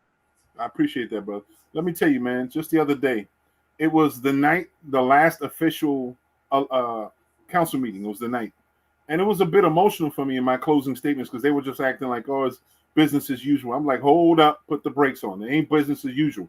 I'm about to say my say before we I heard you. Did the final whatever yin yang, right? I So was on. right. I remember you on. So in closing, later on that night, my wife came home. She spent some time with her cousins, just trying to be supportive of her, still mourning her mom. So she came out and gave me a big hug. She says, I'm really proud of you that you stepped away with your head up. She says, because I know it was really hard. It was hard while you were alone. It was hard going through so many battles, and it seemed like nobody was there. And I know you deserve more, and it was really difficult. And I'm proud of you because now you're able to step away and not have to stick your neck out and get so many jabs in your back. And she didn't say these words exactly, but I know what she intended. You know what I mean? And all I kept thinking is, like, what you mean? What you mean? You mean you're proud of me? Because all I kept thinking was, am I giving up the fight? Am I, am I losing? Am I just giving up? And then I had to really think about that. I said, I appreciate her point of view because she saw me go through all that stuff, and she was trying to be by my side along with it, trying to be as helpful as she possibly can. Although she didn't know what was going on most of the time, because we kept her. When it comes to politics and stuff like that, it's best to keep your family separated from all this stuff because they don't deserve to get the backlash and the bullshit that gets thrown around that you see too often, unless they get hooked up and they get involved in it, like some people we see nowadays that deserve to get a whole bunch of backlash for the bullshit that they do. But generally, political families don't deserve it because they're not part of it. They don't get involved in it, nothing like that. They just supportive systems behind the person. So I really appreciate that, brother. I appreciate that. But she went through it and I went through it. But later on, like I said, I think Adrian and I had a conversation that was very encouraging, and I want to say to you, Adrian, thank you so much. Because that moment of time was just enough encouragement to uplift me. Like I said, during this time of transition is difficult. Like the fight is still in me. You hear it, Hank. The fight is still with me because I know me, essentially, I can't stand a fucking bully. And this is what we've been bullied. Government has bullied us to stifle us from our own personal development, our own inalienable right for happiness and pursuit of happiness, because they've taken away for our resources and opportunities. They've taken away avenues for education to our children who should be afforded the best opportunities possible. They've taken away medical support systems so our family are dying off. They've taken away the resources around us, and they're lying to us saying this is how government is. Hell no. Human beings are the government. Human beings make this decision. This is not a robotic matrix that self-generates decisions based on this and that. Even the formulas are a context of human thought. If human thought was not involved, one parameter would not push on another parameter and you wouldn't get the in sum effect. No, it doesn't do that. Human beings are involved. So everything can be changed and contorted to be more beneficial to the average small person. Instead, the way a way of economics and capitalism is still keeping their foot on our necks as poor people because they need us to determine that they're wealthy. They need poor people to be wealthy. Modern day slavery. That's what they call it. It's modern day slavery. And we have to stand up. Everything has transcended into a different form, but it's basically the same damn thing, but different era. That's all it really boils down to. And just like it says, when you're in the inner circle, you don't see what's happening on the outside until you get outside of the circle. Then you see what's going on the inside. So you have to step away from it in order to see what the hell is going on the inside. And then you would say, "Damn, I was a part of that shit." Exactly. And that's what happens. Yep. And it gets like that, man. Yeah, it does. And like sometimes you need to take that step back. You know what I mean? Yeah. I've tried. I had to take my step back and like, oh man, it was difficult. It was real difficult. Always is. You spend a lot of energy and you take a lot of arrows, and some folks don't realize how this game is. If you win it, it's real. It's real because I got out of the game and stuff, and I'll see what's going on back inside. And everywhere I go, they're like, "Come on back. We want you back." You know what I'm saying? I'm like, I can't go back, because it's all the bullshit. You know what I'm saying? I'm like, yo, I gotta find. I'll tell you, the crack game don't got nothing on politics. The hustle game, no, it doesn't. Politics is a different animal. Exactly. It's still the same type of predator, but that's a whole different game. Hell yeah. It's a different game. Different game. I mean, you got all those pitfalls that lie before you. It's like playing a game of Donkey Kong or something on video. You know how you have the barrels coming at you and you have to jump over them? But isn't it a trip how these vices that we have is this one desire for money seems to expose the imperfections in our character? Yeah. And then in the way things are, if you continue to have people who have similar character flaws around you, it looks like you have a gaggle or a congress of fools, and you think that should be an example of how society should be. You know, as I say, birds of feather flock together. There's a lot of buzzards hanging out together.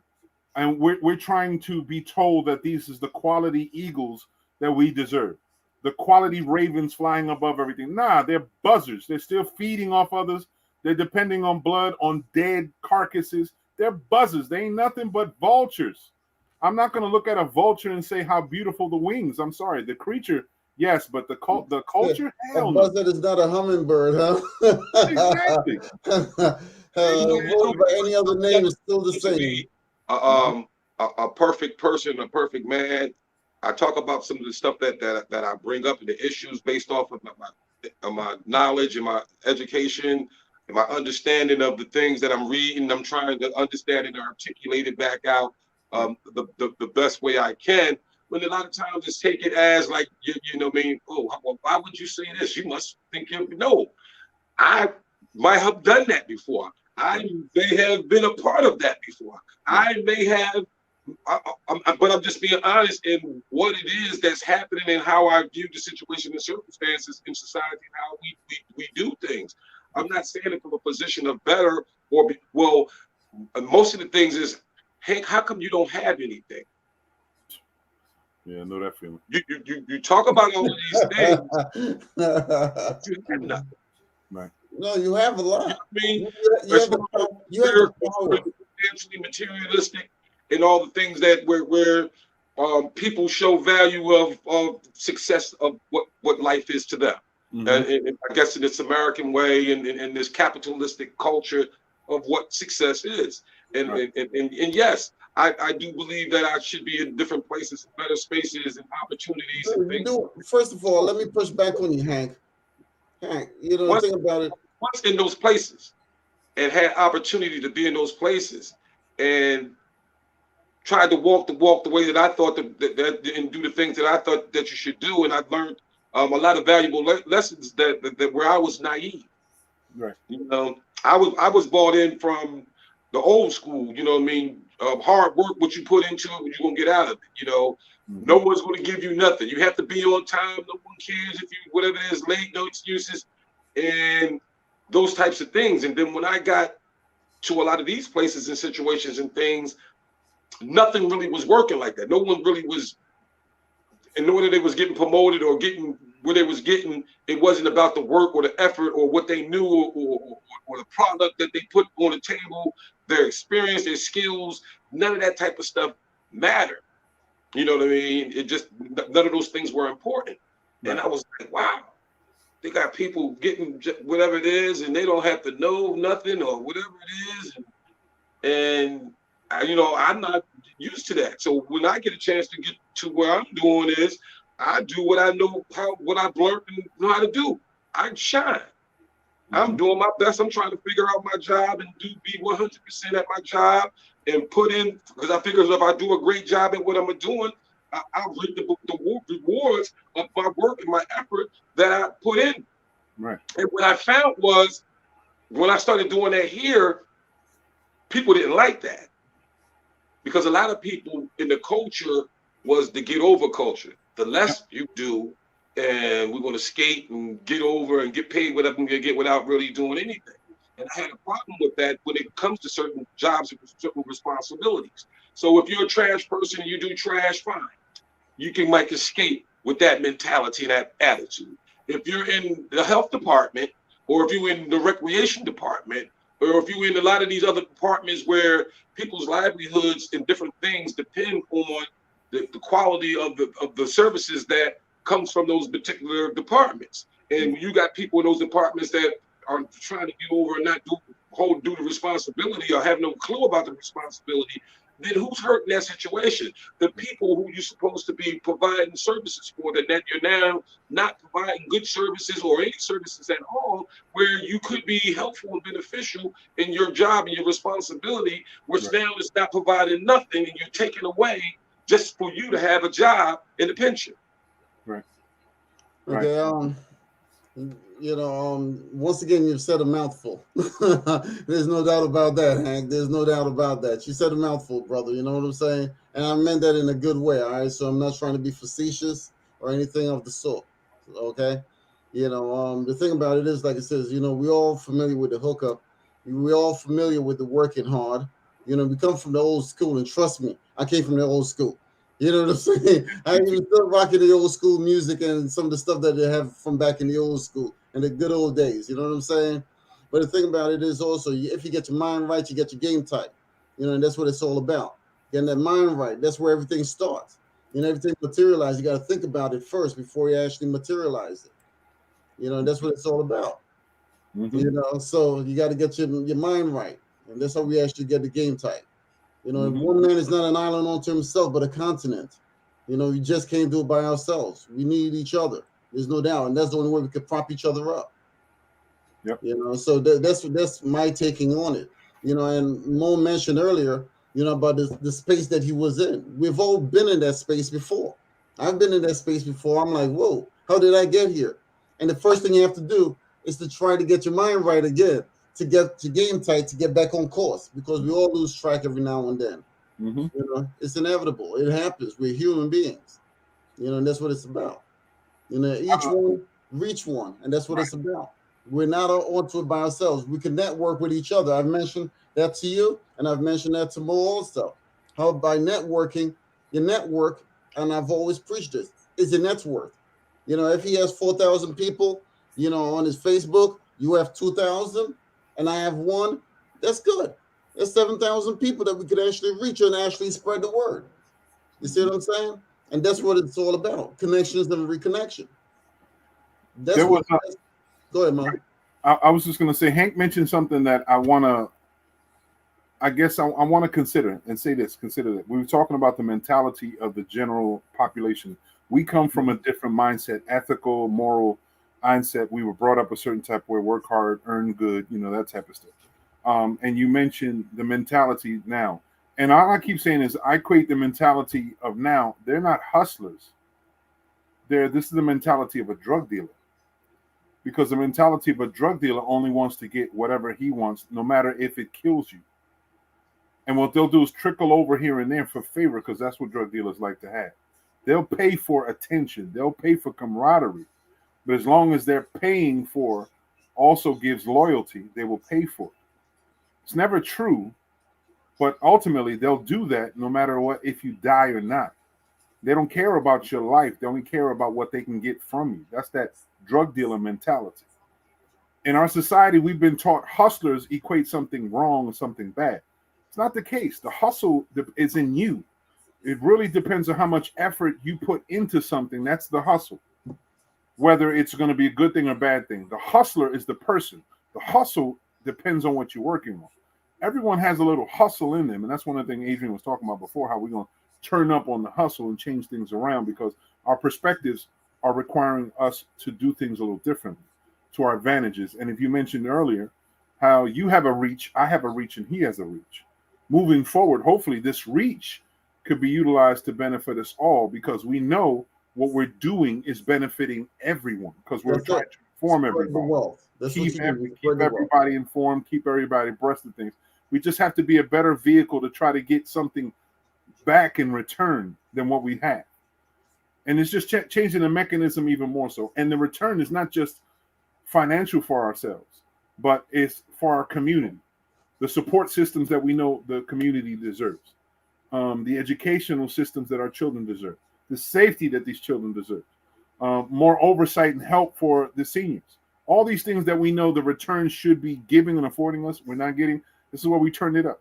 Utilize our reach and our potential to band together with our knowledge base, because we got a lot going on here, man. We got a lot of knowledge base. Would you agree to that, Hank? Would you agree to that? Definitely. Exactly. So it's time to turn it up in a different way. Definitely. You know, because I tell you what, like I said, I know we all have some fight in us. You know, Adrian's probably the senior who thinks about things a lot better or more than we do because we're still in that warrior status. You know what I'm saying? Yeah, both of you guys are warriors. You know, I'm the guy, you know, I'm like the shining guru on the side. you got warriors that change into generals. You know what I'm saying? You got warriors that change into warriors, man. I'm telling you. Adrian's already in his general status. We're still real warriors, and we have to convert or transition ourselves into being better generals and train warriors that are up and coming, so they'll put in the fight with us or for us. Right. You know? Yeah. So we definitely need some more warriors and group up. Yeah, because like Adrian was talking about, like his radio station, to utilize all these different resources that we have. And you know what I mean, for everything, you know what I mean, that we're doing and trying to get them all of them involved, the people with, you know what I mean, tuned into it, because you know the more that people see him, the more that someone's going to hear me. And that's not a bad thing either, Hank. Trust me. Not at all. It's not like if I got an ugly face, bro. You know what I'm saying? He's a handsome guy, right? Mo might be the sexiest man on the chair over here, and he puts it out there. But you know, he got competition, bro. You got a little cop, bro. You got competition wherever you go, bro. There you go. That's all love, man. That's you all know, love. it's only because I don't have much of a bigger chair than he has. You know what I'm saying? He's sitting back in the executive seat. Hey, man, you know I said, man, I'm the sexiest man in this chair. That's why Adrian's the sexy in his square. He's the sexiest man in his square. That's all good. You but know, I think we have a good opportunity, like I said, in this moving forward thing. We all have a fight. We all have an opinion about things. And that's the wonderful thing about what the new norm has developed into. Giving everybody an opportunity to have an opinion, to voice your opinion, to talk about opinion, because you're not alone in your opinion. You know what I mean? And to come together to have at least a comfortable understanding, at least the few people that are engaged. You know what I'm saying? So with the reach that we have, I think there is a lot more opinion because as we're moving forward, this pandemic is not easing up on us. It's not going anywhere. You know, we're stuck in low gear.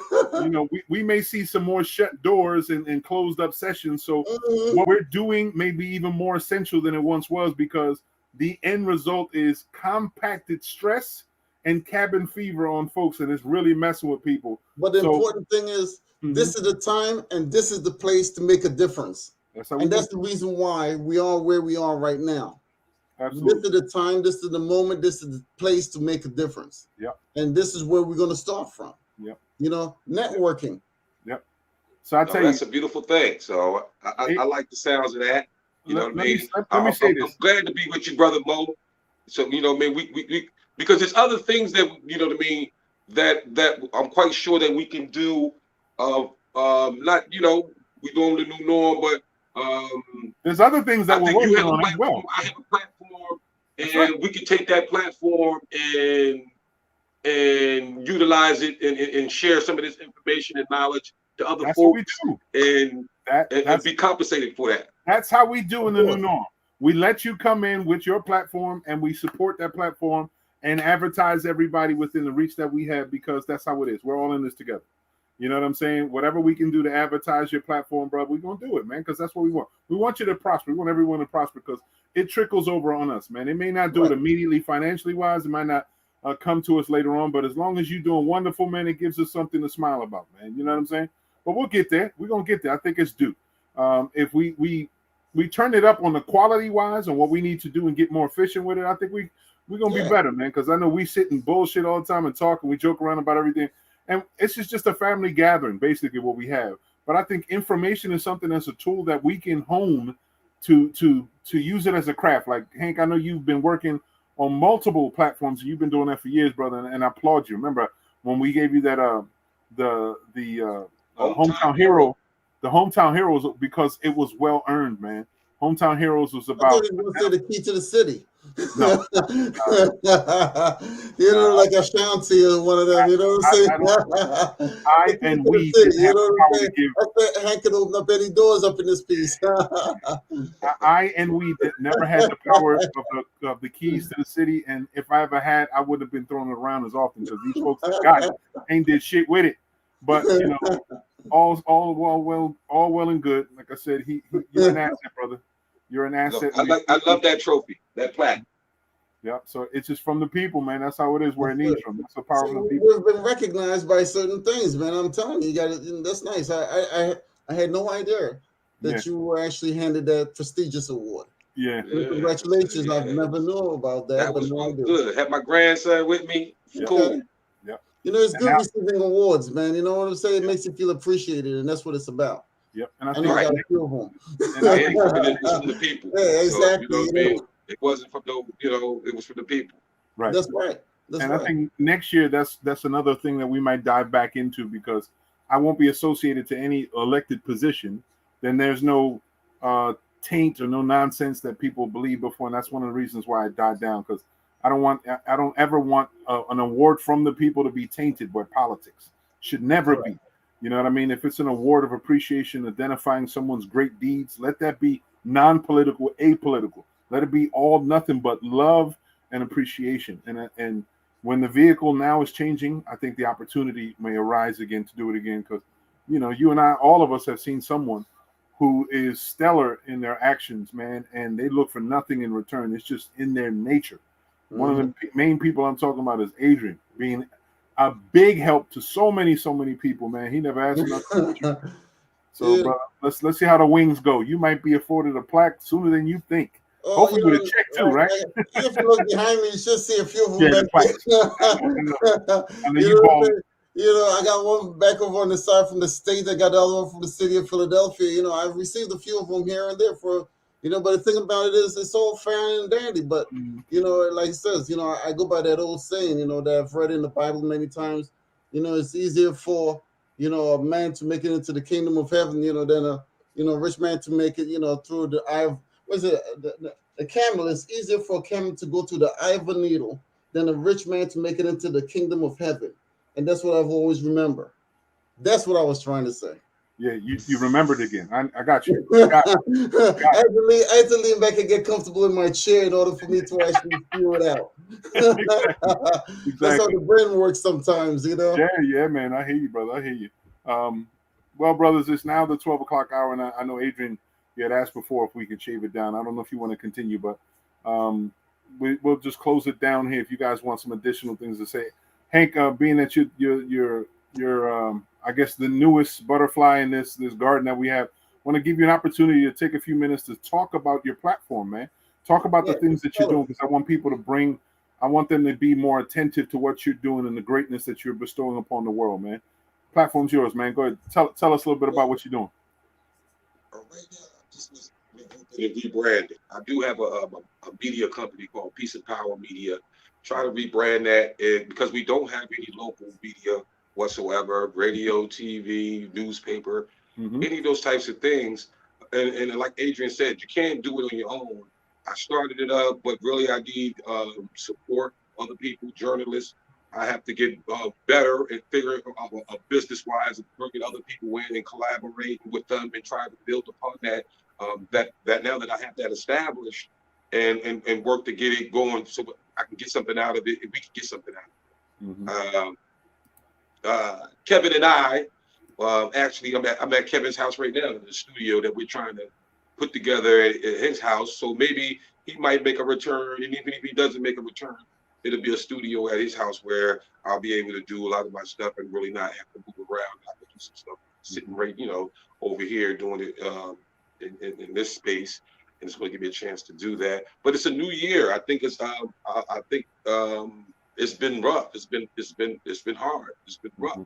But I'm ready to pick up the torch and get back at it. I think it's time. It's time to make moves and to grow. And I'm ready for those challenges. I'm ready to get back at it. And I see the networking and the way that I'm interacting with other people that maybe all the things that I've been trying to drag and do by myself, or the crowds in the places where I was at, trying to share some of the things and where I wanted to go wasn't necessarily the places that I needed to be to get to where I'm going. So I have to open myself up to new places and new people. Okay. And so I'm ready for that. That's beautiful, man. Yeah, But no whatever doubt, we can do to assist, you know, we're there for you, man. Yeah, I have flashed a little bit. I changed the brand for a second for you to notice how.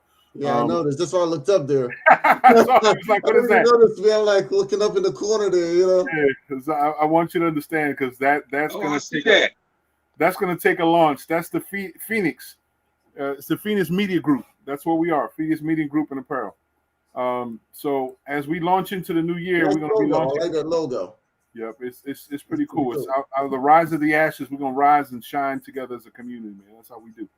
So, you know, we're gonna collaborate moving forward. Like Adrian is the mastermind of wonderful prosperity and the mastermind of a lot of initiative. My man is so encouraging, man. I owe him so much.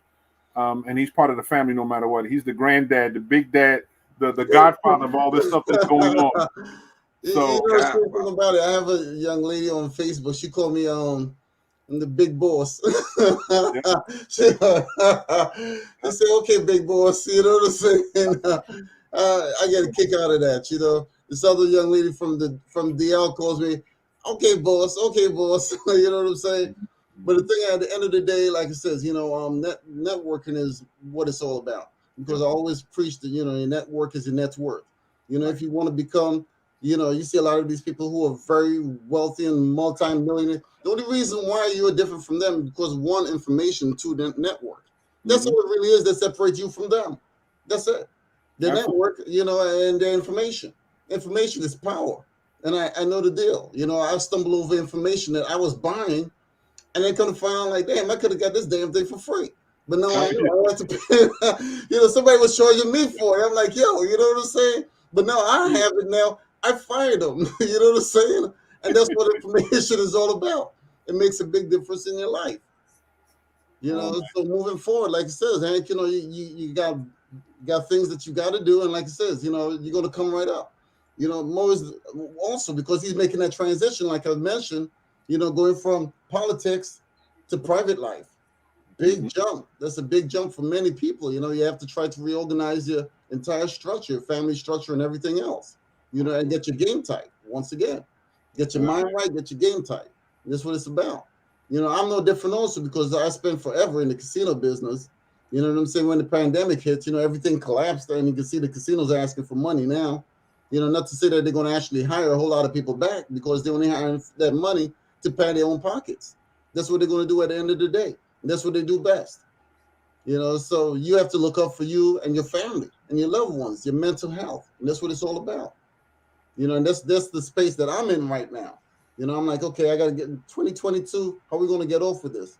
You know, some of you guys may have seen that I put, you know, my website online in reference to Apple iPads. But I just contacted a company yesterday to actually get warranties, to start selling warranties along with those iPads. Woo, that's gonna be a good one. You know, so not only that, you know, because that was the separation right there once again. You know, people are like, hey, I buy it from you. Am I going to get a warranty to it? You know, but now I can say, yeah. You see, and that's what it's all about, getting your mind right and getting your game tight. You know, the radio station, you mentioned that also. Advertisement. We could actually put a lot of the Phoenix Media Group. You get something to me, I could drop it on there. You know, so the music will play, it will interrupt, and then it will actually go to the commercial, and then go back to the music again. That's what it's all about, advertisement and commercial. And I believe, you know, Hank said the same thing also, but his podcast that he has going, you know, interviewing us and get us going on. That's what it is. It's a triangle. Yep. And just as a heads up, if you didn't know already, got equipment to be able to develop other podcasts in case you may have interest in the world to have other podcasts. We can do remote podcasting. We can do remote recording. We have different cameras. We have different sources for media-wise. We've been, I ain't going to say we, I've been blessed to have a supportive wife. See some of these things, says, yeah, you can get this. and we've collected quite a few recording devices, whether audio and video and different things like this. So we have the ability to expand, man. We're just looking to see maybe in the future we'll have opportunities. We can have a home base outside of just this internet based world atmosphere that we have. We can have a home base, and we can bring people in person and have an outdoor session, or go into a restaurant or bar and create a night specifically for the discussions and stuff like that, because we used to do back in the day. Yeah, exactly. A meet and greet, that type of thing. You know, business. What do they call it? Business. You know, get together and stuff with other businesses. So, exactly. We've got microphones. Like I said, we got quite a bit of equipment. That's why we call it the media group. And as part of the media group, we're part of a larger family conglomerate. So hopefully we're able to assist one another, prosper, and move forward. I was trying to find something specifically. I just spoke with a friend of mine by the name of Lehman Scott. My man reached out to me a minute ago because, and I wanted to put this in your ear, gentlemen. Lehman Scott and I went to college together, King University, and he's done really well for his life. And you know, he was living in Atlanta for many years. He just told me recently he moved into the greater Washington, D.C. area with his family. And he was moved. He had an epiphany to move into the section of stop being a private section, working in the sales department, to be more helpful to humanity. And his awakening has afforded him a lot of inspiration and opportunities. And he said he was inspired to reach out to me because of all the work that I've done in the community. It speaks to what he wants to do and a lot of stuff like that. So he mentioned this concept, and I want to make sure I'm not misspeaking it, but I think it's called One World United. So I think it's like that. It's, in essence, it's going to give everyone an opportunity to come to a center source to tap into for you to become a greater you. It's going to be a vehicle for all of us. So if you are lacking self-inspiration, you'll be able to find your way through that and break through to find what you are, the greatest you. If it's motivational or industrial motivation, in other words, not knowing what tools you need to have to get an end result, you'll be able to find it there. Human development is the same concept. We are like a band of mentors that are going to come together to help people be the best form of themselves. Whether we helping them spiritual, psychological, metaphysical, political, socio-political, all those elements are what we're going to come together in this whole concept. He's moving pretty big, and hopefully we'll bring everyone together at the next juncture so you're more informed. But I think all of y'all have an element that's going to be essential to be a part of this, and you're part of it without you even knowing it, because you're always helping people be the best them that they can be in their endeavors, always helping one another. So this may be a vehicle that's part of it. And I mention this because I was told not long ago by a wise sage that said, what you have done as doubted opportunities when they're brought to you. People ask for your opinion. People ask to engage with you, but you've turned a lot away because you're fearful, or you thought you weren't worthy, or this wasn't the time. You know, the Creator is giving you opportunities. You have to enjoy those opportunities by taking a step forward. And every opportunity came about, starting with my brother Adrian. My brother Adrian says, let's do this. This was prior to that, this is when a sage had said to me, and it didn't click. My brother said, why not? Let's do it. Let's do it. I'm listening, but I wasn't listening. When I thought of the sage and what he said, I said, you know what? He's right there. I need to listen. So as I called my brother Adrian, it became clearer. It made sense. And now we are nearly 2 years in going. It's because I took the advice and I took sense that sometimes you need help. Sometimes it's a person who's looking for help who's actually going to give you help, or it's offering you opportunities when you least expect it. You just have to be willing to accept it and be a part of that development.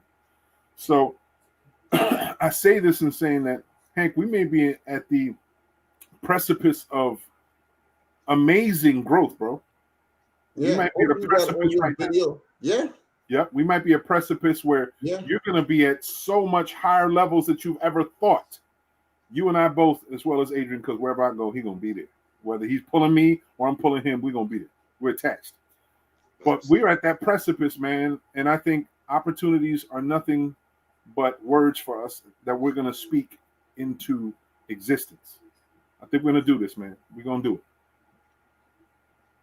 I think we're gonna do this, and I applaud you, I encourage you, and I challenge you.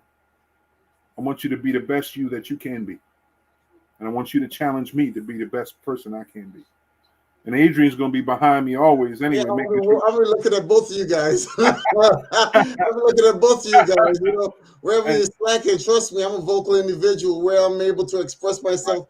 Whether your ass like it or not, I can give a damn. That's how I roll. And I love you for that. Exactly. That's how I roll. I've never bit my tongue for any damn body. You know what I'm saying? Exactly. You know, I remember many years ago when I had a meeting, they wanted a union at Golden Nugget. You know, and all the guys in Valet like, oh man, I'm scared to say, you know, they're calling all of us upstairs. I got up there and I just told them what the hell I thought. The following day they said, we want to talk to that guy. I came into work to punch it and say, Adrian, they want you upstairs. You know, so them boys at the Golden Nugget. And that's the original Golden Nugget back on Boston Avenue. You know, like Steve, one of those boys, they want to talk to you, man. I'm telling you. You know, I told them, I said, look, you guys are actually blowing hot air at people, man. I don't appreciate that. And they listen to me too. There you go. You know, so like I said, you know, and I was in my early years. See?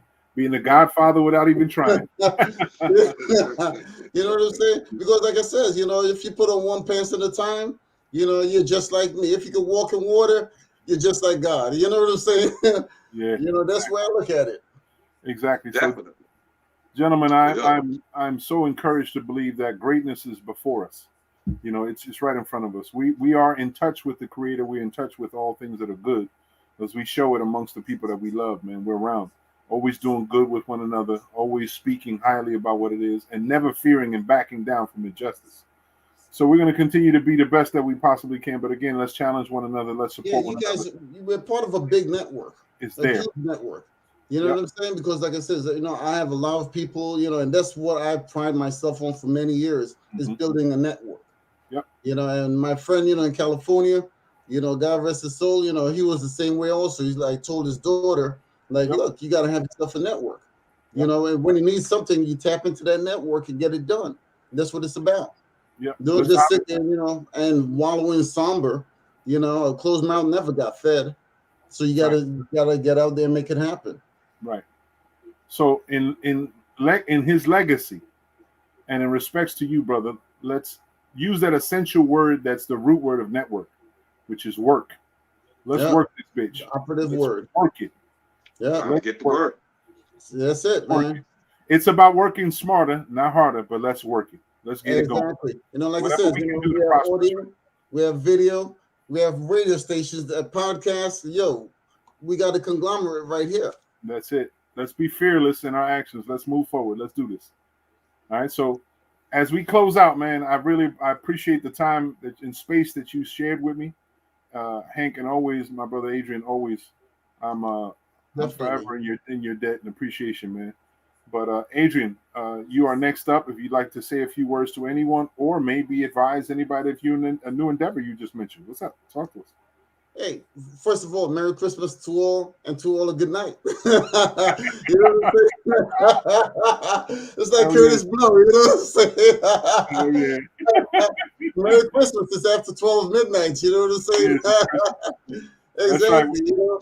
I'm waiting to see a fat white guy jump on my roof tonight. Let's see what's up. He ain't be sliding on my sleigh. But he might get slaying in the neighborhood, you know what I'm saying? Exactly. And that ain't good. Yep. So yeah, that's you cool. know, Merry Christmas, be safe, you know, hopefully. And the thing about it is, Christmas, I had to keep reminding my girl, Christmas isn't about presents. Yeah. You know, it isn't about presents. It's not about materialism. You know, it's a time to just take time out and enjoy life. Because a lot of people lost their lives, you know, over the, you know, in the past 12 months, you know, from 2020 to the end of this year, you know, and last year also. There are a lot of people, there's over 1 million people that died. They're not going to see Christmas ever again. So if you could actually enjoy this Christmas with your family, toys and presents will come and go. Yep. But the bottom line is family is what's important. And you got to take time out for them because once they're gone, that's it. It's a wrap. That's the gift that keeps on giving, the family, the connections. The family, man. Everything else is workable. Yep. You know, death is inevitable. Yep. You know, everything else you can negotiate. Death, you can't. Yep. There's no negotiation in death. Very true. Very true.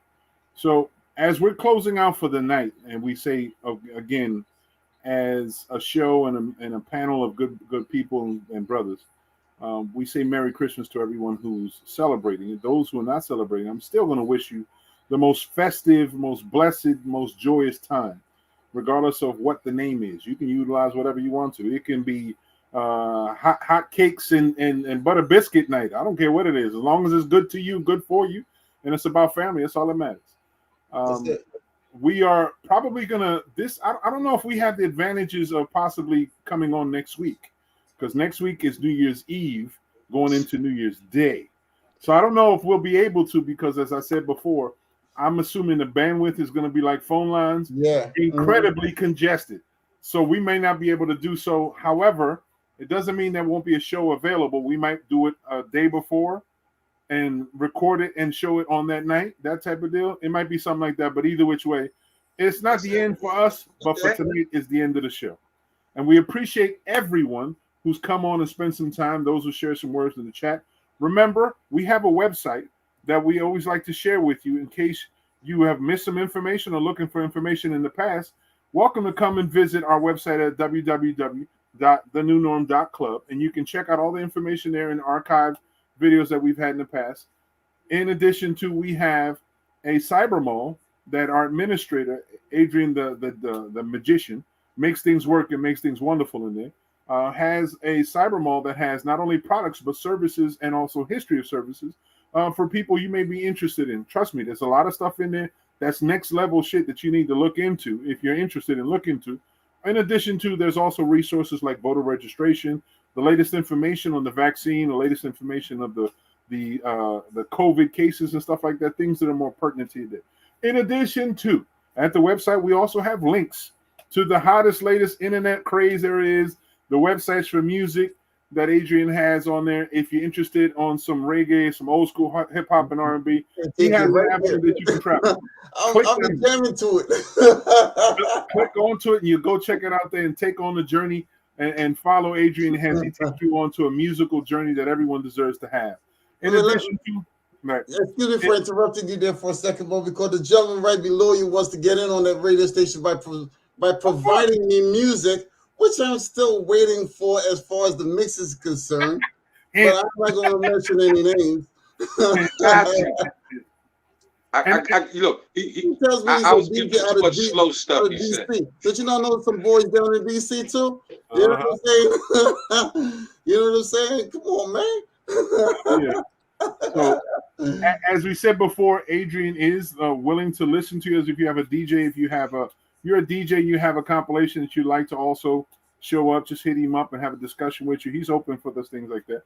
But make sure what you do is bring your best, all right? Because this is what he's trying to do, prevent, you know what I mean? It gives you access if you're up and coming.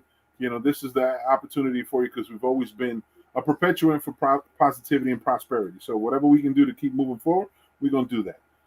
Again, in closing, this is the final show of the year for now. Maybe another one, but we'll see how it works. 2 years, man. 2 years. Congratulations, man. Exactly. 2 years. You never thought you were going to have that kind of run, did you?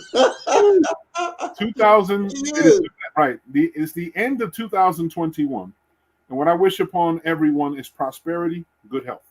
I want you to gain clarity in this time that you've had, so you can do what you need to do to wipe away anything that you've been holding on to that doesn't deserve time and space in your life.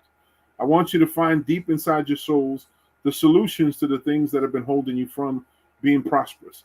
I want you to be honest with yourselves also. I want you to see the negativity that you're also being part of. All the things that you constantly tell the world that you don't like that you're also part of. I want you to take the time to look at it and be honest with yourself and help to work and chip away from those things inside you and your character. I want you to be more accepting of the blessings that are in front of you, acknowledging the beautiful people that you have in front of you that sometimes you tend to neglect because they're right there in front of you. I want you to acknowledge the truth in your lives. that each one of you have something to give into this beautiful world that we all share. Have something. I want you to acknowledge that it's best to help the world and not hurt the world. And even in your worst days, it's a reason why to be thankful. Remember, be thankful in your movements, and I wish this new year brings you nothing but prosperity. Because I tell you what, what's coming in 2022 is going to be amazing. I say this, and I receive it, I take it, and I'm giving it out to the world. What's coming in 2022 is going to be amazing. And y'all not ready for the kind of blessings that are coming our way. And let me just remind y'all, if y'all thought we were fighting individuals before, y'all ain't even see us lift up our hands yet. We ain't even started yet. We're about to fight for what's right and fight for everything that's good. So we're going to continue to fight. That's right. Return of the Mac. That's the way it is. Exactly. You know, Return of the Mac. Exactly. So as we as long as we keep fighting, we're going to keep fighting for what's right. We want y'all to do the same thing. Don't let this pandemic hold you back from prosperity. Don't feel that cabin fever, although the walls seem to be coming down. Now, there's a greater world in the world itself. You know, go take that walk outside away from the people. You don't need people if you can't keep time for yourself. Remember, your children need you more than you need yourself. But let me tell you the honest truth, too. In my opinion, you have somebody greater standing next to you, and that's our Creator. Always with you, always behind you, always motivating, clearing the path for you. Trust he's not going to lead you wrong. Trust he's not going to lead you wrong. God bless you in your endeavors 2021. Thank you for teaching me some things, and thank you for helping me remind myself the true importance of the love that I have around me and the true importance of life. I say peace to y'all. God bless you. And until next time, y'all stay positive. Merry Christmas. Be blessed, y'all. And to all, have a good night. Right.